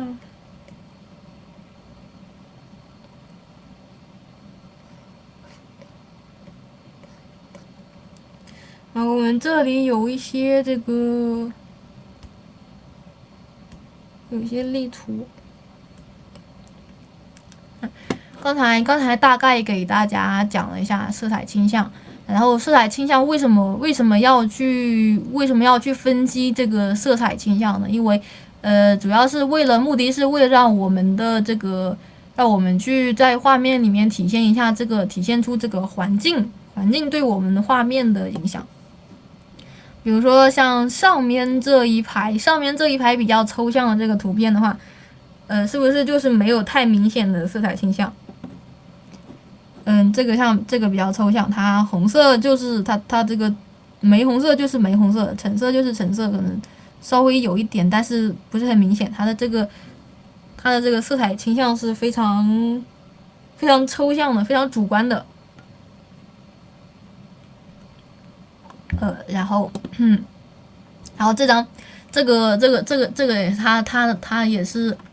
它的颜色也是非常主观，想加什么颜色，想配什么颜色就配什么颜色。然后考虑到的环境因素很少，比如可能只是这里会有一些这个太阳，这大概是一个有光透进来的感觉，但是大部分的颜色都是主观的，都是没有受到环境影响。比如说像这个五颜六色的这个点点，这个五颜六色的这个乱七八糟的这个小东西。大部分的东西都是不受环境影响的，是像嗑药一样，你想画什么颜色就画什么颜色。像这个它最主要的是什么？最主要的是配色，通过配色去通过你的自己的自由搭配，或者是你自己的这个审美自由艺术，他自己的艺术去表现这个比较抽象的一个东西。然后再比如像这张也是更偏向，这张也是更偏向于平面构成。这张和前面这张很像，他们这两张都是第一张和第三张这两张都是更偏向，相对于颜色色调来说更偏向于色彩平面构成，更偏向于平面构成的。那它会有一点点受到你画的内容的影响。比如说这个大概也许应该是一个房间，这个可能是一个门，然后这个是窗户，然后这个很明显可以看出来是在一个漆黑的森林里。但是如果按照比较写实的这个思维角度去看的话，这个乌漆嘛黑的背景是不是不可能能看到这些，不可能会看到这些树或者是地面？像这种完全不透光的背景的话，它可能是和你看到的和这个背景应该也是一样乌漆嘛黑的。然后像这张的话，这些颜色也没有什么太多的逻辑，这个也没有太多的逻辑，但是它们主要是它的配色和构成会更多的是主观的，你想要去配的这个想要让它这个颜色处在这个环境里面，它就是这个就是相当于上面这一排。相当于是这个你自己配的这个你自己想配的这个颜色，没有考虑过色彩影响。然后中间这个人的这个作品，我在群里面也有这个在群里有分享，好像看一下。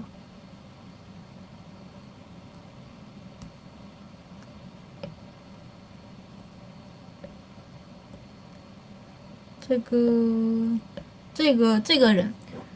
刚才第二张图片是这个人的作品，我们可以给大家去欣赏参考一下，就是他的这个颜色，这个人的这个作品就是这个作家的这个作品就是颜色非常的主观，非常的抽象，非常的跳脱，但是脱离实际的，有点像做梦一样，像吃了君子一样，但是很好看，对不对？可能有的是稍微考虑一下环境，比如说像这个就有一点考虑到这个黑白，考虑到一点点明暗的这个变化。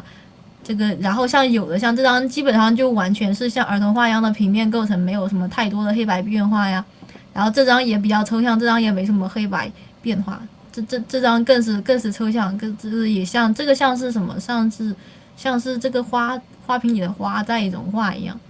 然后这张风景画也是没有什么具体的逻辑，但是很有特色，很有个人风格，让你一眼就可以认出来。梦河，对梦河的话，它和这个有一些比较像的点，就是它们的颜色都很朦胧、很梦幻，然后之间有一些那种过渡之类的。对，这就是这种感觉，就是我们色彩搭配，通过这个色彩搭配，随意的这个主观搭配去表现出一些现实当中不太会容易、比较脱离实际的一个这个色彩搭配。然后像下面这个一般有色彩倾向的话，颜色就会开始偏向画面就会偏向于写实。比如说像这个也是一个美国的一个叫什么艾米，还是一个画家的这个作品。他的作品就是特点就是环境的影响非常的强烈。对吧？这个比如说像这个画室，这个画室里面外面透出来外面那个蓝色的光，然后我们可以看出来什么？它的这个柜子不是蓝色，对吧？它的这个桌面其实也不是蓝色，而是桌子的这个木质的这个偏黄或者是偏土黄色的颜色。然后这个花盆也是，它是一个偏土黄色的颜色。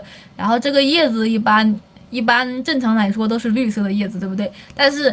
但是它这个叶子，我们根据我们的主观判断和我们的感觉、我们的经验，肯定知道这个叶子是绿色的。但是实际上它用的这个颜色是很黑，基本上没有什么色相嘛，它基本上都是在这个颜色，对不对？然后还有像这个桌子大部分的颜色它都是蓝色，这里可能会小部分有一些有一点点色相，但是。像这个反光比较强烈的地方，都是光的颜色，周围环境的这个氛围色，它的氛围色就是很浓烈的这个蓝色冷色调。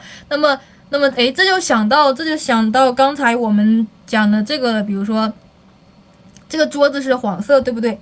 它的环境色。这个时候没有绝对的这个背景色，我们只能根据我们的这个判断，比如说根据经验来说，这张图很明显它的氛围色大概是什么地方？大概是在这个地方，一个蓝色偏蓝偏克莱因蓝的一个感觉，环境很浓烈的这个环境色。蓝色的话，它如果蓝色的氛围感强的话，那么蓝色它的感染能力，像这种颜色它的感染力也是很强的。那么这个桌子大概是什么？你判断出来的这个你桌子的颜色，它给你什么感觉？一般这个桌子应该是在这个地方吧？大概，它的固有色，它的底裤，它的裤衩子应该是这个颜色，对不对？但是我说过它没有绝对，我们平时看到的颜色是没有绝对的固有色的。如果它受到这个蓝色强烈的这个背景影响的话，那么我们这个作者他去画这个颜色完全没有用到这个颜色，而是这个蓝色和这个黄色它是什么？它是对比色。我们刚才怎么说？对比色的话，像这个对比色的话，想要去画出对比色的受到的这个环境的影响，它是饱和度降低，然后往中间走中间这条线，对不对？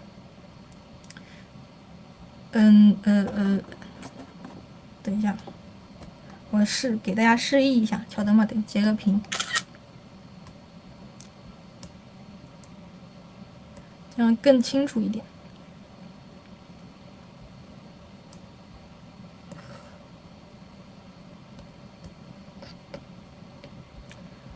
好，这个东西，如果是这个像这个，大概是在这两个位置，它们是一个对比色，对不对？那么如果想要这样让这个颜色受这个颜色的影响的话，那么我们的这个取色是不是应该在这一条路上走？这条路上走，一般来说是哪边近就走哪边，因为大家喜欢偷懒嘛。如果同样的一个目的地，你是不是走近一点的路会比走长一点的路更方便一点？所以正常情况下，我们都是从这个走超近道，我们的这个色环都是往这个近的地方拉。我们刚才吸色的话，你也可以看出来，它其实它的这个颜色是什么？饱和度降得很低，因为它的蓝色感染力非常强，它的这个氛围感非常强，所以它的饱和度是降低。刚才的颜色是不是大概在这个地方？大概在这个地方，这里这个叶子是不是大概是这个颜色？我们可以看到它是走这条路，然后饱和度降得非常非常低。好，那如果是这里呢？这里其实是效果是一样的。对吧？其实效果是差不多的，都是在这个氛围里面，会让它偏向于桌子的这个黄色。这个我们之前有稍微提到一点，就是如果你的这个纯度非常低的话，它是偏这里还是偏这里？偏黄的，从黄色开始走还是从蓝色开始走，其实影响都不大，因为它们的这个最终呈现出效果差别不是很大。明度再高一点，差别不是很大，因为它们都是什么？它们都是很灰的这个颜色，它们是互相是很灰的颜色，是对比很低。然后像这里像这些地方离这个窗户很近，它会反光，反出来一些非常强烈的外面的这个蓝光。那么基本上这里完全就是蓝色，对不对？饱和度再高一点，这里完全可以用用一些蓝色来表现，对吧？完全用蓝色表现。完，我画到原来的图层了，怎么又这样？新建一个，好吧？这是刚才取的颜色，对比一下，大概是这个地方这个两个颜色，这个色调。它们的这个颜色，我们可以看到，我们画这个桌子的时候，基本上完全没有取得它原来的颜色，而是在它的明度黑白素描关系不变的基础上。刚才不是有同学问为什么要控制黑白关系吗？刚才我现在给大家这个分析过后，大家是不是有一些理解了？就是我们在画环境色的时候，在不改变素描关系的情况下，不改变黑白关系的情况下，然后再去找这个色调才行。如果你的黑白关系变了的话，那么它的这个最基本的裤衩子、最基本的底裤就不一样了，就出现问题了。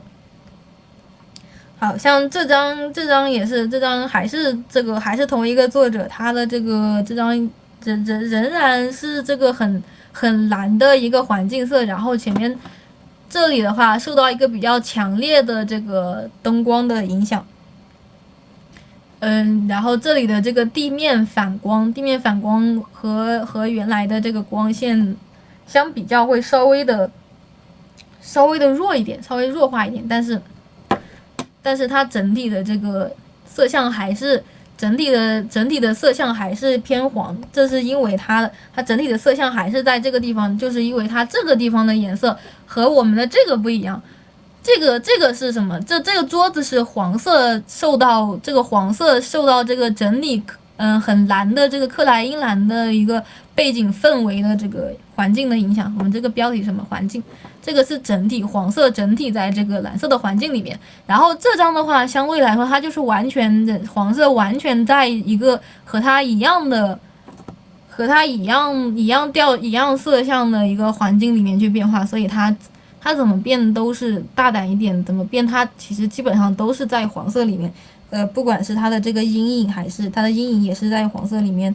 然后像这个可能会有一点偏绿，这里的这个地方比较浅，它可能偏绿，但是整体还是在这个范围内，这个临近色这个范围内。但是到这里急转直下，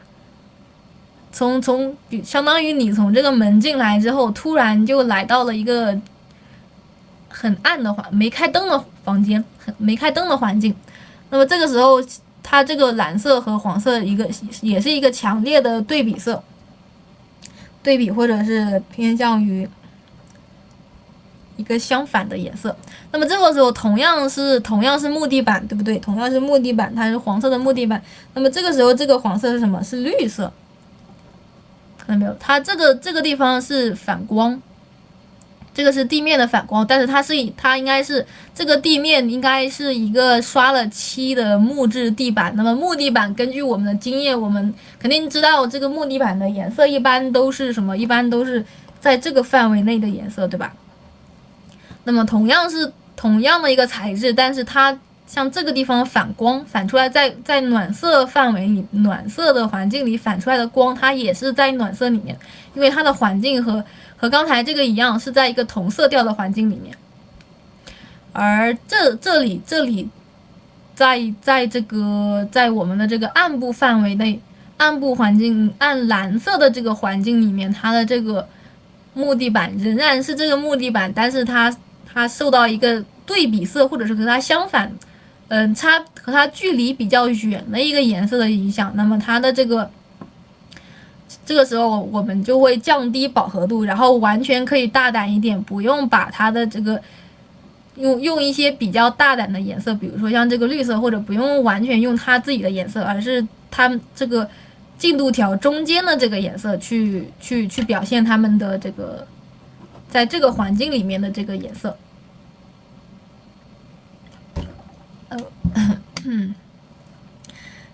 然后还有什么？再比如说像这个地方是投下了一个影子，对吧？因为这里的这个黄色的氛围光可能会比较强，所以它会有一些像这里的白色的这个墙，这里会偏绿一点。看一下这里的颜色，这里颜色是这个颜色，看上去会偏绿一点。然后这个砖这个东西投出来的影子呢，相对来说是不是就是往蓝色更蓝一点？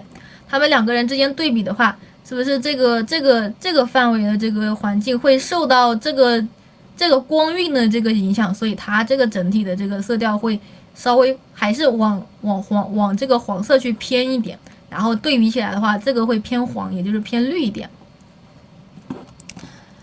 这个同学说什么？色彩倾向就是受冷光暖色的饱和度降低，冷色，差不多是这样理解。但是，反过来的话也可以这样理解，就是如果是受暖光的话，冷色的饱和度会降低。所以总结来说是，不是冷暖的关系，而是它们的这个色相之间的关系，色彩之间距离的关系。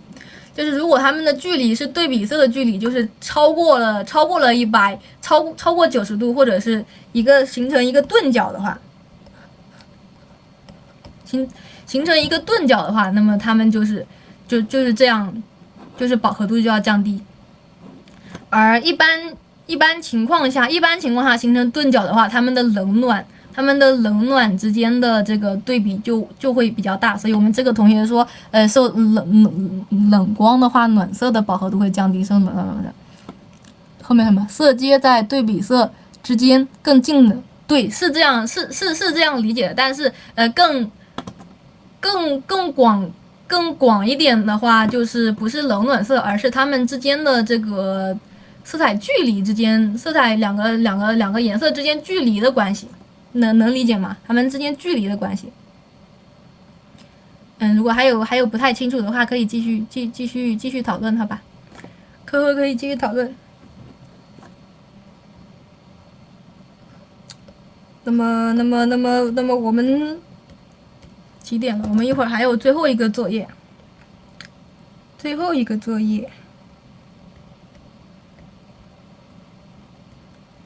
好，那么我们在看最后一个作业之前，看一下整体的色调。我们之前说没有绝对的这个冷，也没有绝对的暖，它们之间是互相之间是相对的冷暖。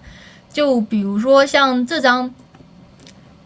前面这2张的话，它基本上都是一个很冷的这个配色，对不对？但是对比起来，可能会感觉到这个绿色，这个冷色会偏绿，这个冷色要偏蓝。然后像中间这2张的话，也是它们都是这个都是暖色，但是很明显可以感觉到上面这个暖色会更暖，更偏向于蓝紫色。我们感受一下，下面这个暖色呢会偏暖一点，偏这个橘一点。上面这个偏冷，下面这个偏暖。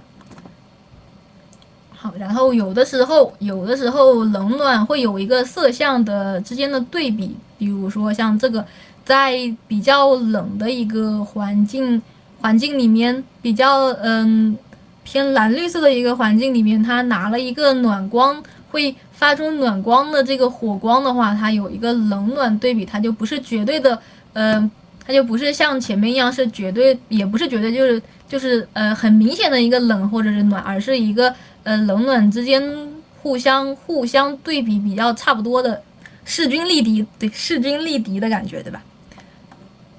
然后还有像这个也是两个对比色之间的这个搭配，但是这两个对比色是什么？是紫色或者是这个橘色，它们的这个调性就会偏向于中性调，它不是特别冷，也不是特别暖，而是在中间这个范围内，但是它也会有一个这个对比，有一个色彩，它的色彩之间的距离也会也是有两个端点，两个比较远的这个端点，那么它也会形成一个颜色对比，但是它整体的调性就和这个相比又更加的这个偏中性一点，但它也是两个颜色。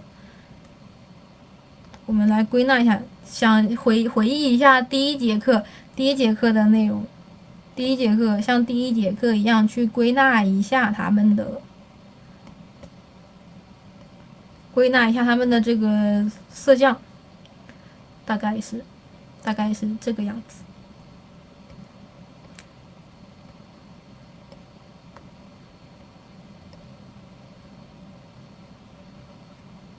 好，这张就是什么？是这个颜色和这个颜色中间差不多，稍微有一点偏移，对吧？然后这张的话它就是什么？紫色。蓝紫色，完了，我的笔头好像要断了。这个它就是一个偏蓝紫色，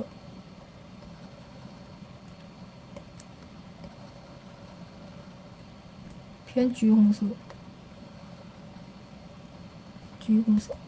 它这两个就是一个这个的配色就是一个相对来说比较中性，没有特别的冷暖，中间可能会有一些点缀，这个红色点缀的颜色是比较明显的一个色相对比，但是它整体的大的色彩倾向是没有明显的冷暖变化。然后像这张的话，它整体就是一个偏向于这个的颜色。偏色相方面是偏这个红，然后像上面这张这个红呢，可能就会稍微又往下面一点，往紫色，更多的是这种红，对吧？它们两个这个虽然都是红，但是中间还是会有一些差别的。对，其实我们只要敢于去尝试的话，有的时候不要太去纠结理论，我们要在理论和实践的互相结合着来看，最主要的是大胆去画。然后像这个蓝色的话，第一个蓝色是不是它的这个整体的这个蓝是不是更像是这个蓝？然后中间会夹着一点，和我们第一节课去练的那些东西是不是一样的？就是去分析它的这个色彩的色调，它大概是一个这个蓝去夹着这些蓝，然后这个也很明显，它是一个很比较绿，偏整体都是一个比较绿的一个蓝，所以我们这个颜色它们之间是相互的。然后像这个也是这个大部分整体上来说都是中性色调，都是很绿的这个颜色，很绿的，可能再黄一点，它整体来说很像是这个绿，大概是这个绿。然后像这个的话也是黑，和这个很像，它是一个这个也是一个冷暖对比，但是这个冷暖对比和这个冷暖对比之间又不一样。它虽然也是这个蓝，也是这个蓝和橘，大概蓝和橘之间的对比，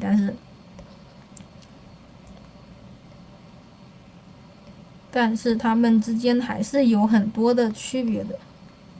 那可能是应该是更像是这样的一个蓝橘，这个也是蓝橘，就是这个也是蓝橘，这个可能偏紫一点，但是它们中间完全只要稍微有一点点不一样，最后呈现出来的效果也是不一样的。而且你的颜色的占比，或者是你的这些影响的因素 HSB 值之类的，它们不一样的话，后面呈现出来的效果也是完全不一样的。那么如何去分析，如何去这个重新来过呢？这就是我们最后一个作业。然后我示范的这个是这个进阶比较困难、比较复杂的一张。我们的这个色彩图包里面还有一张比较简单的，这张会比较简单一点。这张它的构成也很好看，然后它的这个配色也很舒服，大概也是一个蓝橘对比色，然后中间有一点点点缀的颜色。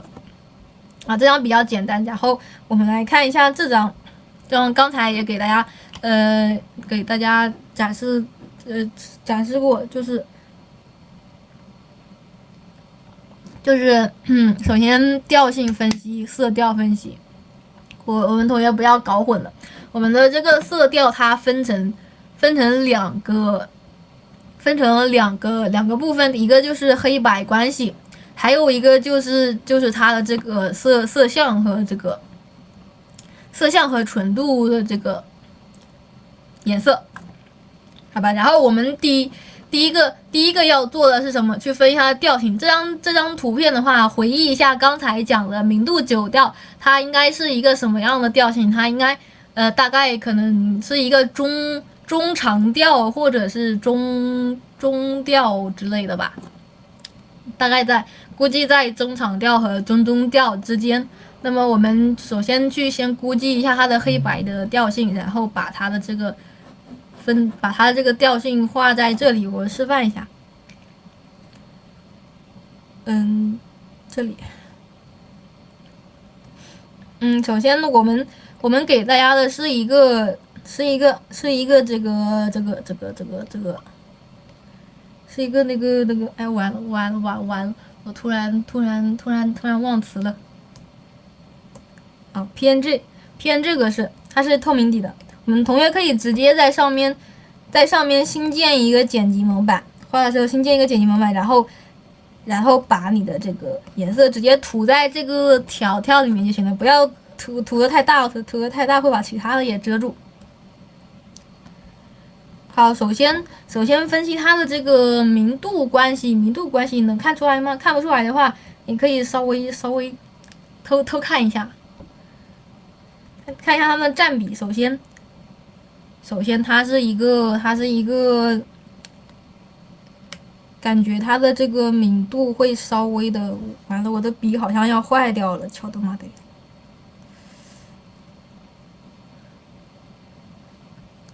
好，首先感觉它比较亮的地方，这个差不多就是这个地方。然后它最暗的地方也很暗，最暗的地方是这里，对吧？它大概在什么地方？大概在一个很小的占这张画面的这个很小的一个部分，大概你目测一下，大概是这个地方吧。然后中间有一部分有一段这个阴影，可能会再亮一点。你把它的感觉复刻出来。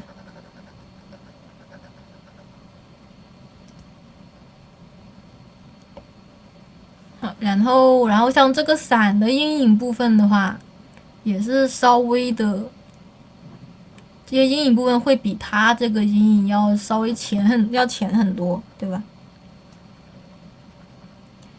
好，然后地面的这个明度和这个伞的明度相对来说会比伞要稍微再暗一点。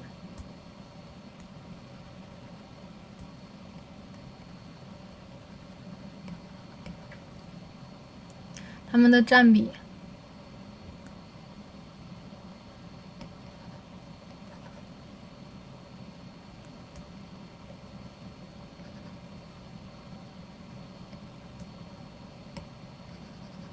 其实这个的话，我们每个人总结出来的也是不一样的。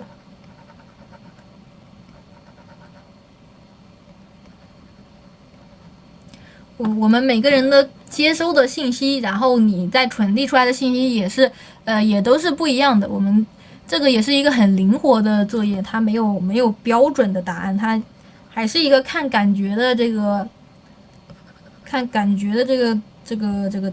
练习。然后最主要的还是什么？最主要的还是它整体的这个占比不要出问题。就比如说它最暗的这个地方，很明显它最暗的地方它只有一点点吧，你不要画太多。然后更明显的是什么？它的这个亮部，它这亮部大概在什么地方？大概在这个画面的1/5或者是多少多少。那么我感觉可以再亮一点，那你就把它画再亮一点。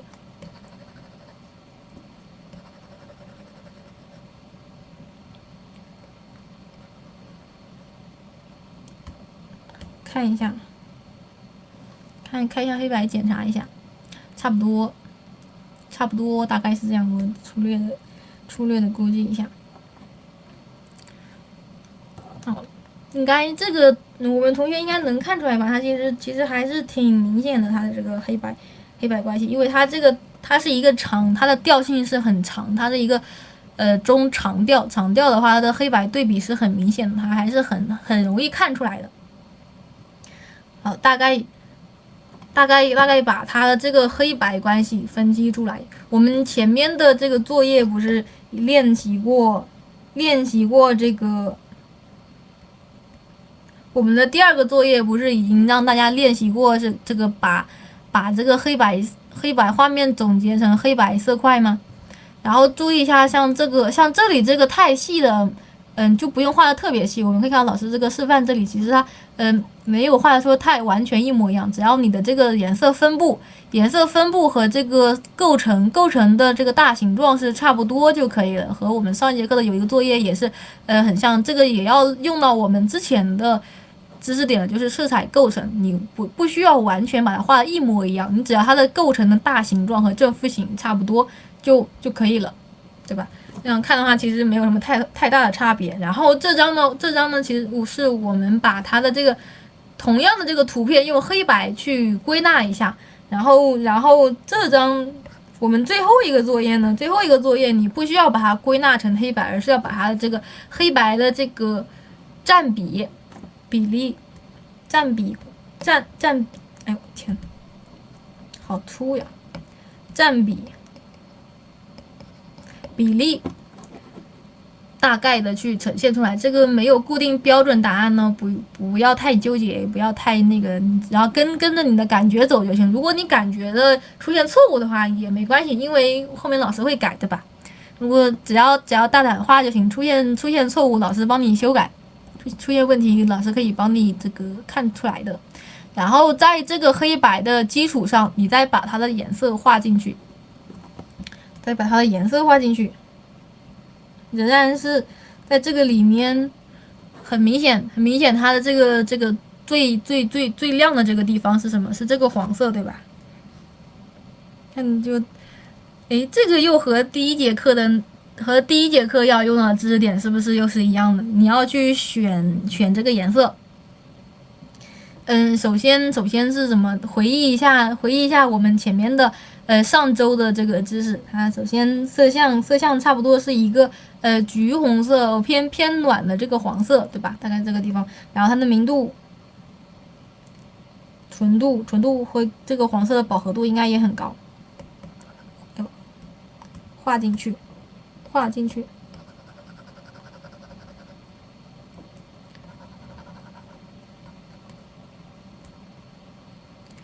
好，然后像这个黄色的话，它会有一些这个色相的变化，偏橙的话，稍微有一点这个色相的变化。然后它不仅仅亮的地方不仅仅有这里的吧，它其实是不是还有像这些地方，还有白色的地方也是亮的。那是不是可以这里再来一点？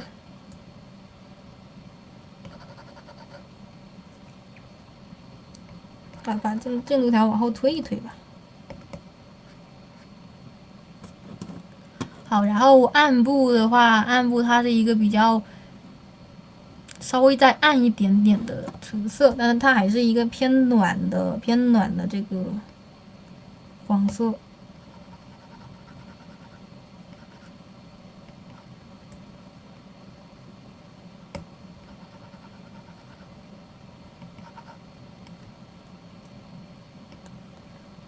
中间交界的地方有一些，交界的地方有一点这个橙色，但它还是在暗部这个地方。这个时候，其实，在做这道题的时候，我们还是要用到什么？用到稍微控制，还是需要稍微控制一下它的这个黑白关系。所以控制黑白关系是一个非常重要的能力。我们这一节课，色调的第一节课，我们的这个主要目的就是能够好好控制黑白关系的基础上，再控制黑白关系，然后再去考虑它的颜色。我感觉可以再亮一点。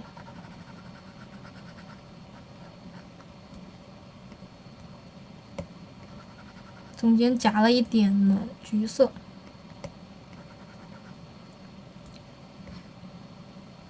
好，然后还有什么？还有地面的颜色，地面的暗部。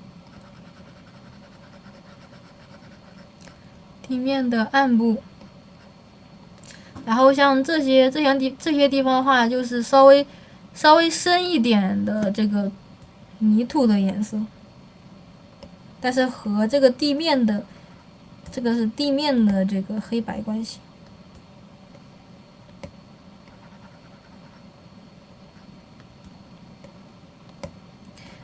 是不是地面稍微有一点这个，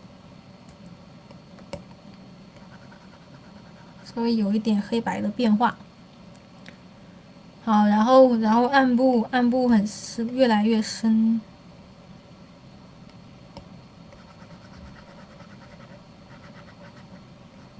最深的地方基本上也就是黑色，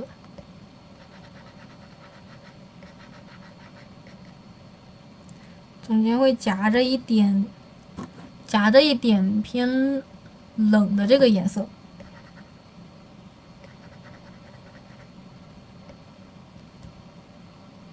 偏冷的话，让你感觉，你感觉一下，是不是能感觉出来这个颜色偏蓝，对吧？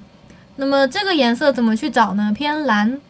这和我们刚才讲的那个，是不是要用到我们刚才讲的这个环境色的这个？如果你主观判断不出来，这里像这一块这个比较明显的这种颜色，这种颜色到底该怎么去判断的话，是不是又要用到我们刚才讲的环境色的这个怎么去判断环境色？在这个环境色，像这个，比如说像这个白色的这个地面，很明显，像这种偏浅色的这个地面，在暖光的照耀下，它的颜色是很明显的一个偏暖色的一个白色。但是在这个冷色的这个阴影里面，它的颜色是不是要往这个蓝色这个地方偏？如果是180度，基本上左右都差的不太多。这个地方的话，我觉得可以，应该是这个蓝色可能会稍微往右一点，所以应该是往右边走。好，稍微往右一点，然后饱和度降低，感觉明度可以再高一点。好，这样是不是就找到一个大概偏蓝的一个深色的部分？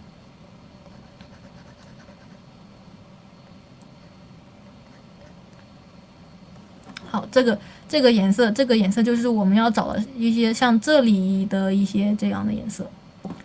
然后还有一些，你看这张画面的话，其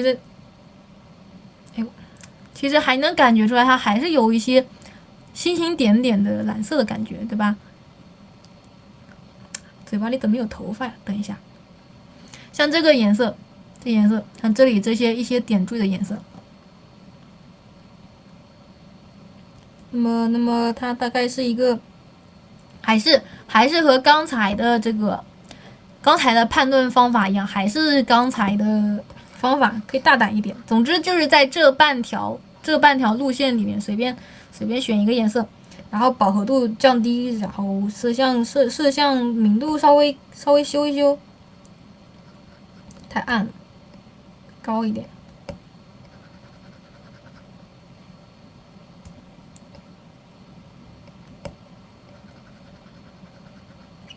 啊，这样有点绿。那么我们再往蓝色一点。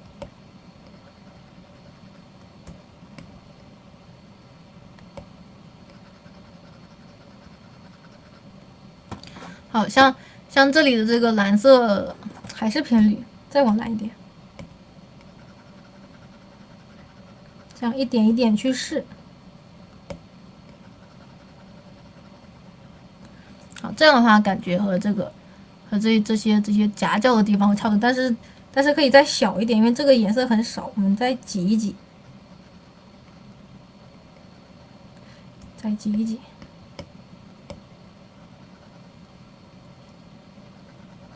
这个暗部也来一点，总之大概就是这样的感觉。那么这个感觉这个颜色可以再饱和度再高一点，这样这里的变化色阶再丰富一点。好，这样大概就是差不多，我们就把这张图的这个色调的色彩比例条分析到这里了。首先还是第一步，先分析它的调性，它这个中高调，它调是怎么调的，这个黑白的这个占比，然后在你再分析出它的黑白占比之后，在这个基础上再去画这个，再去画这个进度条，再去把颜色也给它加上去，然后这个颜色其实也是按照看一下黑白关系，记得保证黑白关系差不多，好吧？好，这个颜色也差不多，感觉这里可以稍微在这里的变化，因为这个黑白，因为颜色的变化会比黑白的变化更丰富一点，所以这里的变化会稍微再柔和一点。其实这里可以稍微在这个进度色彩比例稍微再调整一下。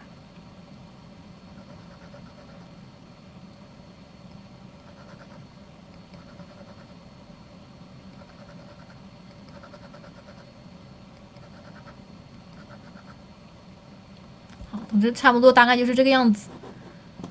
这个是，看一下黑白，差不多是这样。我们的如果是画色调的话，可能它的这个变化会因为色调很丰富，所以它的这个变化会更加的层次会更加的丰富一点。但是总体来说，它的这个黑白关系是不是没有太多的变化？好，然后即使你不去看原图的话，你是不是也可以感觉出来这个就是刚才的那个颜色，就是刚才那张图片的颜色变化。然后这张黄色到时间了，然后这张黄色的话可能会有一点复杂，但是如果你觉得有点困难的话，你可以先试一下这个，因为这个就比较简单，也比较直观，它没有太多的这个变化。这个是基础的，然后这个刚才我示范那个是进阶的，那么我们自己选择，好吧？好，这个是我们的作业，也就是这次的3个作业，看上去很多，但其实是非常简单的3个作业。然后第一个就是这个色彩球的练习。保证它们的这个颜色色相的占比，这个是黄色的是6，紫色的是3，然后把它归纳到球里面。然后这个是反过来，紫色的是6，黄色的是3，然后反过来去归纳到里面。然后其实你可以多画几个，因为多画几个也可以，因为每一次，其实你每一次的这个配色，它的还有每一次的尝试，他们得出来的这个计算出来的结果都是不太一样的。然后这张的话，我们也有2张图给大家选择，我们还是根据自己的实际情况去选择，好吧？然后这张可能会更直观一点，但是这个地方可能需要用到一些前面的知识。然后就是色调这个分析，这个我也帮大家画好了。一般选这个就可以了。如果你想进阶一点，或者还有余力的话，可以，这个也可以，这个上课示范过。这个是今天的三个作业。那么没有问题的话，我们今天就到这里了哦，大家拜拜。